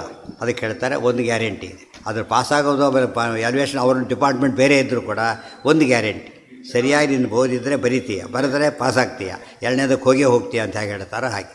ಇದ್ರ ಬಗ್ಗೆ ಇದು ಅಶ್ಯೂರೆನ್ಸ್ ಯಾರೋ ಕೊಟ್ಟಿದ್ದಲ್ಲ, ಯಾರು ಕೊಡ್ತಾರೆ ಇದನ್ನು? ದೇವರೇ ಕೊಡ್ತಾನೆ. ಆದ್ದರಿಂದ ಆ ಬಗ್ಗೆ ಡೌಟ್ ಪಡ್ಲಿಕ್ಕೆ ಹೋಗಬಾರ್ದು. ಕಾಲೇನ ಆತ್ಮನಿ ವಿಂದ, ಕಾಲೇನ ಅವನಿಗೆ ಬಂದ ಕಾಲದಲ್ಲಿ ಆಗುತ್ತೆ. ಎಷ್ಟು ಜನ್ಮ ಅಂತ ಹೇಳಲಿಲ್ಲ. ಕೆಲವರು ಏಕವಚನ ಆಗ್ಬೋದು, ಉಳಿದವರಿಗೆ ಜಾತ್ಯೇಕವಚನ ಆಗ್ಬೋದು. ತತ್ ಸಾಧನಂ ವಿರೋಧಿ ಫಲಂಚ ತದುತ್ತರೈಹಿ ಉಕ್ತ್ವಾ ಉಪಸಮ್ಮ. ಇದೆಲ್ಲ ಮುಗಿದ ಮೇಲೆ ಇನ್ನೂ ಕೆಲವು ವಿಷಯ ಹೇಳ್ತಾರೆ. ಇದು ಅಕಸ್ಮಾತ್ ನೀವು ಮಾಡಲಿಲ್ಲ ಅಂತ ತಿಳ್ಕೊ, ಏನಾಗುತ್ತೆ? ಈ ಜ್ಞಾನ ಬರಬೇಕಾದ್ರೆ ಆಯ್ತು, ಹೇಳೋರಿದ್ದಾರೆ, ಎಲ್ಲರೂ ಇದ್ದಾರೆ. ಆದರೂ ಕೆಲವು ಜ್ಞಾನ ಬರೋದಿಲ್ಲ. ಯಾತಕ್ಕೆ ಅಂದರೆ ಶ್ರದ್ಧಾವಾನ್ ಲಭತೆ ಜ್ಞಾನಂ. ಶ್ರದ್ಧೆ ಬೇಕು ಜ್ಞಾನಕ್ಕೆ. ಯಾವಾಗಲೂ ಏನಿರಬೇಕದು? ಶ್ರದ್ಧೆ ಇರಬೇಕು. ಮತ್ಪರಃ ಸಂಯತೇಂದ್ರಿಯ, ವಿಷ್ಣು ಸರ್ವೋತ್ತಮ ಜ್ಞಾನ ಬೇಕು. ಮತ್ಪರಃ ಸಂಯತೇಂದ್ರಿಯ, ಇಂದ್ರಿಯ ಗ್ರಹಾದಿಗಳು ಬೇಕು. ಆಮೇಲೆ ಜ್ಞಾನಂ ಲಬ್ಧ್ವಾ ಪರಾಂ ಶಾಂತಿಂ ಅಚರೇಣಾಧಿಗಚ್ಚತಿ. ಶ್ರದ್ಧೆ ಇಲ್ಲದೆ ಹೋದರೆ ಜ್ಞಾನ ಬರೋದಿಲ್ಲ. ಇವತ್ತು ಎಲ್ಲದಕ್ಕೂ ಶ್ರದ್ಧೆ ಬೇಕು. ಶ್ರದ್ಧೆ ಇಲ್ಲದವ್ರು ಯಾವ ಕೆಲಸನೂ ಮಾಡೋಕ್ಕೆ ಬರೋದಿಲ್ಲ. ಜ್ಞಾನಕ್ಕೆ ಎಂಥ ಶ್ರದ್ಧೆ ಬೇಕು? ಭಾರಿ ಶ್ರದ್ಧೆ ಬೇಕು. ಎಲ್ಲ ಬಿಟ್ಟು ಅದಕ್ಕೆ ಕೊಡಬೇಕು. ಇವತ್ತು ಸಿನಿಮಾಗಿ ನಾಡು ಏನೇನೋ ಇದೆ, ಅವನು ಡೈವರ್ಟ್ ಆಗಬಾರ್ದು ಮೈಂಡು. ಆ ರೀತಿ ಓದಿದರೆ ಮಾತ್ರ ಪಾಸಾಗ್ತಾನೆ ಹೊರತು ಇಲ್ಲದವರೆ ಸಾಧ್ಯ ಇಲ್ಲ. ಜ್ಞಾನಂ ಲಬ್ಧ್ವಾ ಪರಾಂ ಶಾಂತಿಂ ಅಚಿರೇಣಾಧಿಗಚ್ಚತಿ. ಅಜ್ಞಶ್ಚ, ಅದು ಅವರಿಗೆ ಅಚಿರೇಣ ಶಾಂತಿ ಜ್ಞಾನ ಬಂತು ಅಂದರೆ ಅಪ್ರೋಷ್ಟ ಜ್ಞಾನ ಬಂದ ಮೇಲೆ ಆಮೇಲೆ ಹೆಚ್ಚು ಲೇಟ್ ಆಗೋದಿಲ್ಲ. ಅಚಿರೇಣ ಅಪ್ರೋಷ್ಟ ಜ್ಞಾನ ಬರೋದು ಲೇಟೇ, ಅದು ಬಂದಮೇಲೆ ಹೆಚ್ಚು ಲೇಟ್ ಆಗೋದಿಲ್ಲ. ಅಚಿರೇಣ ಅಧಿಗಚ್ಚತಿ. ಅಜ್ಞಶ್ಚ ಶ್ರದ್ಧಾನಶ್ಚ ಸಂಶಯಾತ್ಮ ವಿನಶ್ಯತಿ. ಇದನ್ನ ಮಾಡೋದಿಲ್ಲ, ಏನು ಮಾಡ್ತೀರಿ ಅಂತ ಪ್ರಶ್ನೆ. ಮಾಡೋದಿಲ್ಲ ಏನು ಮಾಡ್ತೀರಿ? ಅಜ್ಞಾನ ನನಗೆ ಗೊತ್ತಿಲ್ಲ, ಹಾಗೇ ಇರ್ತೀರಿ, ಏನು ಮಾಡ್ತೀರಿ? ಅದಕ್ಕೆ ಹೇಳ್ತಾರೆ ವಿನಶ್ಯತಿ, ಹಾಳಾಗಿ ಹೋಗ್ತಾರೆ. ನಶ್ಯತಿ ಅಲ್ಲ, ವಿನಶ್ಯತಿ. ವಿನಶ್ಯತಿ ಶಬ್ದಕ್ಕೆ ಇಲ್ಲಿ ಲೋಕದಲ್ಲೇ ಬೆಲೆ ಇಲ್ಲ ಅವನಿಗೆ. ಇಲ್ಲಿ ಓದಿಲ್ಲ ಅಂದರೆ, ಲೌಕಿಕ ಓದಿಲ್ಲ ಅಂದ್ರೆ ಬೆಲೆ ಇಲ್ಲ ಫಸ್ಟು. ಎರಡನೇದಾಗಿ ಆಮೇಲೆ ಬೀದಿ ಗುಡಿಸ್ಕೊಂಡು ಓಡಾಡಬೇಕು. ವಿನಶ್ಯತಿ, ಮುಂದೆ ನರಕಾದ್ಯ ಅನರ್ಥಂ ಪ್ರಾಪ್ನೋತಿ. ಆ ಕಂಟಿನ್ಯೂರ ಅಂಧಂತಮ ಪ್ರಾಪ್ನೋತಿ. ವಿ ಶಬ್ದಕ್ಕೆ ಅನೇಕ ಅರ್ಥ, ಡಿಫರೆಂಟ್ ಸ್ಟೇಜಲ್ಲಿ ಅರ್ಥ ಅದಕ್ಕೆ. ವಿನಶ್ಯತಿ. ನಾಯಂ ಲೋಕೋಸ್ತಿನ ಪರೋ ನ ಸುಖಂ ಸಂಶಯಾತ್ಮನಃ. ಈ ಅಜ್ಞಾ ಅಲ್ಲ, ಸಂಶಯ ಇದ್ದಾನೆ, ಅವನೇನು ಮಾಡಬೇಕಂತ ಪ್ರಶ್ನೆ ಈಗ. ಅಜ್ಞಾ ಅಂದರೆ ಗೊತ್ತಿಲ್ಲದೆ ಇದ್ದವನು, ಜ್ಞಾನಿ ಅಂದರೆ ಗೊತ್ತಿರೋನು. ಅದು ಇವನು ಸಂಶಯಾತ್ಮ ಏನೋ ಸಂಶಯ ಇರೋನು. ಅವನ ಸ್ಥಿತಿ ಏನು ಅಂದರೆ ಅವನು ಈ ಲೋಕನೂ ಇಲ್ಲ, ಪರಲೋಕನೂ ಇಲ್ಲ. ಅದು ಹಿಂದೆ ಬಂತು.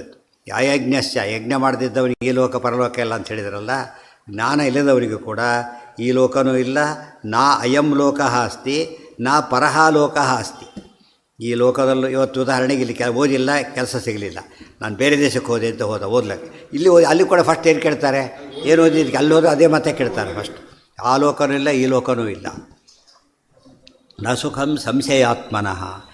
ಹೋಗಲಿ ಬೇಕು, ಯಾವ ಲೋಕನೂ ಬೇಡ, ಹಾಳಾಗಿ ಹೋಗಲಿ ಅಂದರೆ ಸುಖನೇ ಇಲ್ಲ ನನಗಾಗಿದ್ದರೆ. ಸುಖಕ್ಕೇನು ಬೇಕು? ಯಾವಾಗಲೂ ನನಗೆ ಒಂದು ನೆಲೆ ಬೇಕು. ನೆಲೆ ಇಲ್ಲ ಅಂತ ಹೇಳಿದರೆ ಸುಖ ಎಲ್ಲಿ ಸಿಗುತ್ತೆ ನಿನಗೀಗ? ಸುಖನೇ ಸಿಗೋದಿಲ್ಲ. ಆಗೊಂದು ಕೆಲವರು ದುರುಪಯೋಗ ಮಾಡ್ತಾರೆ ಪದನ. ನೀವು ಡೌಟ್ಸೇ ಕೇಳಬಾರ್ದು. ನೋಡಿದರೆ ಭಗವದ್ಗೀತೆ ಏನು ಹೇಳುತ್ತೆ? ಹಾಳಾಗಿ ಹೋಗ್ತೀರಿ ಅಂತ ಹೇಳಿದ್ರಿಂದ ಡೌಟ್ ಕೇಳಬಾರ್ದು. ನೀವು ಹೇಳಿದ್ದು ಕೇಳ್ಕೊಂಡು ಹೋಗ್ಬೇಕಷ್ಟೇ. ಅದಕ್ಕೆ ಉತ್ತರ ಇಲ್ಲಬೇಕು ನಮಗೆ. ಸಂಶಯ ಆತ್ಮನಃ, ಸಂಶಯ ಸ್ವರೂಪದವನಿಗೆ ಪ್ರಶ್ನೆನೇ ಕೇಳಬಾರ್ದು ಅಂತ ಹೇಳಲಿಲ್ಲ. ಅದಕ್ಕೆ ಮತ್ತೆ ಮತ್ತೆ ಕೇಳಬಾರ್ದು ಅಂತಲೂ ಹೇಳಲಿಲ್ಲ. ಆದರೆ ಕೇಳೋದೇ ಸ್ವರೂಪದಲ್ಲಿ ಇದ್ದರೆ ಹೋಗೋದಿಲ್ಲ. ರಾಜಸರಿಗೆ ಎಲ್ಲಿರುತ್ತೆ ಸಂಶಯ? ಸ್ವರೂಪದಲ್ಲೇ ಇರುತ್ತವೆ. ಅದಕ್ಕೆ ಯಾರೇ ಹೇಳಿದರೂ ಅವರಿಗೆ ನಿಶ್ಚಯ ಜ್ಞಾನ ಬರೋದೇ ಇಲ್ಲ. ಪೂರ್ತಿ ಬಿಡಲಿಕ್ಕೂ ಬರೋದಿಲ್ಲ, ಅವ್ರ ಕೈಯಲ್ಲಿ ಮಾಡಲಿಕ್ಕೂ ಬರೋದಿಲ್ಲ. ಕೊನೆಯವರಿಗೂ ಹಾಗೆ ಸಂಶಯ ಪಿಶಾಚಿ ಅಂತಾರಲ್ಲ, ಹಾಗಾಗಿಬಿಡುತ್ತೆ. ಇಲ್ಲಿ ಸಂಶಯನ ಬೈತಾ ಇಲ್ಲ. ಹಾಗಿದ್ದರೆ ಸಂಶಯನ ನೀವು ಸಂಶಯ ಆತ್ಮ ಹೌದು ಅಲ್ಲ ಅಂತ ಹೇಗೆ ಗೊತ್ತಾಗುತ್ತೆ ಅಂದರೆ, ಸರಿಯಾದ ಉತ್ತರ ಕೊಟ್ಟಾಗ ಒಪ್ಪಿದರೆ ಸಂಶಯ ಹೋಗಿಬಿಡುತ್ತೆ. ಆ ಸರಿಯಾದ ಉತ್ತರ ಕೊಟ್ಟರು ಒಪ್ಪದೆ ಹೋದ್ರೆ ಏನಂತ ಕರೀತಾರೆ ಅದನ್ನು? ಸಂಶಯ ಸ್ವರೂಪ. ಸ್ವರೂಪದಲ್ಲೇ ಸಂಶಯ ಇದೆ, ಅವನು ಮತ್ತೆ ರಿಪೇರಿ ಮಾಡೋಕ್ಕೆ ಬರೋದಿಲ್ಲ. ಅರ್ಥ ಆಯ್ತಾ ಈಗ? ಸಂಶಯ ಪ್ರಶ್ನೆ ಕೇಳೋದು ತಪ್ಪಲ್ಲ, ಸಂಶಯ ಬರೋದು ತಪ್ಪಲ್ಲ, ಇವ್ರು ಹೇಳೋದು ಸರಿ, ಎಲ್ಲ ಸರಿಯೇ. ಆದರೆ ಅದೇನೋ ಎಲ್ಲ ಹೇಳಿದರೂ ಕೂಡ ಆಯಿತು ನೋಡೋಣ, ಇನ್ನೊಂದು ಸತಿ ಯೋಚನೆ ಮಾಡ್ತೀನಿ ಅಂದರೆ ಇವ್ನಿಗೆ ಉಪಯೋಗ ಇಲ್ಲ ಅಂತ. ಯೋಗ ಸನ್ಯಸ್ತ ಕರ್ಮಾಣಂ ಜ್ಞಾನ ಸಂಚಿನ್ನ ಸಂಶಯಂ. ಇವತ್ತು ಎಷ್ಟೋ ಸರಿ ಕೆಲಸ ಹೆಸ್ಕೋಬೇಕಾದ್ರೆ ಇದಕ್ಕೆ ಯಾಕೆ ಬರ್ತೀನಿ ನೀನು ಅಂತ ಕೇಳ್ತಾರೆ. ಬೇರೆ ಕೆಲಸ ಇಲ್ವ ನಿನಗೆ? ಬೇರೆ ಕೆಲಸ ಇದೆ, ನಮ್ಮ ಕಾಲೇಜ್ ಯಾಕೆ ಸೇರಬೇಕು ಅಂತ ಕೇಳ್ತಾರೆ ಕೆಲವರು. ಬೇರೆ ಬೇಕಾಷ್ಟು ಕಡೆ ಇದೆ, ಅಲ್ಲಿ ಯಾಕೆ ಹೋಗೋದಿಲ್ಲ ಅಂತ ಅವ್ರು ಏನು ಹೇಳಬೇಕು? ಏನೋ ಅಪ್ಲೈ ಬೇಕಾದ್ರೆ ಕೊಟ್ಟರೆ ಸಾಕಾರ ಬಿಡಿ, ಹೋಗ್ತೀರಿ ಅಂತ ಹೇಳಿದ್ರೆ ಹೋಗ್ತಿರ್ತಾರೆ. ಅವ್ರು ಕಾರಣ ಕೊಡ್ಬೇಕು, ಏನಂತ? ನಿಮ್ಮ ಭಾರಿ ರೆಪ್ಯುಟೇಷನ್ ಇದೆ, ಹಾಗಿದೆ, ಏನೋ ಕತೆ ಹೇಳಬೇಕು, ಇಲ್ಲದೇ ಇರಬೇಕು. ಅವ ಒಪ್ತಾರೆ. ಅದು ಇದೇ ಕೆಲಸಕ್ಕೆ ಹಾಕ್ಬೇಕು, ನನಗೆ ಯಾಕೆ ಡಾಕ್ಟ್ರ್ ಆಗಬೇಕು, ಭಾರಿ ದುಡ್ಡು ಮಾಡಬೇಕು, ಗೆಟೌಟ್ ಅಂತಾರೆ. ಗೊತ್ತಾಯ್ತಾ? ಯಾಕೆ ಹಾಕಬೇಕು? ಇಲ್ಲ ಸರ್ವಿಸ್ ಕೊಡಬೇಕು. ಅವ ಹಾಗಿದ್ದರೆ ಮಾತ್ರ ಕಮಿಟ್ಮೆಂಟ್. ಅದು ಇಲ್ಲವರೆ ಅದು ಸುಳ್ಳಾರೇ ಹೇಳಬೇಕು ಅವರು, ಇಲ್ಲದೆ ಹೋದರೂ ಕೂಡ ಇಲ್ಲ ಕೊಡೋದಿಲ್ಲ. ಅವರೇ ಹೇಳ್ಕೊಡ್ತಾರೆ, ಮನಸ್ಸಲ್ಲಿ ಏನೇ ಇರಲಿ ನಾವು ಕೊಡೋದು ಹಾಗಿಲ್ಲ, ನೀನು ಹಾಗಿಲ್ಲ, ಅದು ಇಬ್ಬರು ಕೂಡ ಮಾತಾಡ್ಬೇಕಾದ್ರೆ ಹಾಗಿರಬೇಕು ಅಂತ ಹೇಳ್ತಾರೆ. ಸಂಶಯ ಆತ್ಮನಃ, ಅದಕ್ಕೆ ಸಂಶಯ ಸ್ವರೂಪಿ ಆಗಬಾರ್ದು. ಸಂಶಯ ಆತ್ಮ ಅಂದರೆ ಸ್ವರೂಪ ಅಂತ ಅರ್ಥ. ಸಂಶಯ ಆತ್ಮ ಅಸ್ಯ, ಯಾರಿಗೆ ಸಂಶಯನೇ ಸ್ವರೂಪವಾಗಿದೆಯೋ ಅವರು ಈಗ ನಮಗೆ ರಾಜಸರ ಜ್ಞಾನ ಅರ್ಥ ಆಯಿತು. ಅವ್ರ ಸ್ವರೂಪದಲ್ಲೇ ಸಂಶಯ ಇದೆ. ಇವರಿಗೆ ಜ್ಞಾನಿಗಳ ಸಂಶಯ ಇತ್ತು, ಅರ್ಜುನ ಸಂಶಯ ಹೊರಟೋಯ್ತು. ಈಗ ಮುಗಿದು ದುರ್ಯೋಧನಗಳಿಗೆ ಸಂಶಯ ಹೋಗಲೇ ಇಲ್ಲ. ಕೊನೆಗೆ ಯುದ್ಧನೇ ಮಾಡಬೇಕು ಮಾಡಬಾರದು ನಿಶ್ಚಯ ಅವರಿಗೆ. ಮಿಥ್ಯಾಜ್ಞಾನದಲ್ಲಿ ನಿಶ್ಚಯ ಅವರಿಗೆ, ಯಥಾರ್ಥಜ್ಞಾನ ನಿಶ್ಚಯ ಅರ್ಜುನನಿಗೆ, ಒಳ್ಳೆಯವರಿಗೆ. ಈ ಉಳಿದವರಿಗೆ ಸಂಶಯ. ಮೂರರಲ್ಲೂ ಕೂಡ ಇವು ದಾರಿ ಇರಬೇಕಾದ್ರೆ ನಿಶ್ಚಯ ಜ್ಞಾನನೇ ಬರಬೇಕು. ಬರೀ ಜ್ಞಾನ ಅಂತ ಹೇಳ್ತಾರೆ, ಏನರ್ಥ ಅದಕ್ಕೆ? ನಿಶ್ಚಯ ಜ್ಞಾನ ಅಂತಲೇ ಅರ್ಥ. ಯೋಗ ಸನ್ಯಸ್ತ ಕರ್ಮಾಣಂ ಜ್ಞಾನ ಸಂಚಿನ್ನ ಸಂಶಯಂ. ನೋಡಿದರೆ ಮೈ ಮೂರವು ಎರಡಿವು. ಯೋಗ ಸನ್ಯಸ್ತ ಕರ್ಮಾಣಂ ಜ್ಞಾನ ಸಂಚಿನ್ನ ಸಂಶಯಂ ಆತ್ಮವಂತಂ ನ ಕರ್ಮಾಣಿ ನಿಬಧ್ನಂತಿ ಧನಂಜಯ.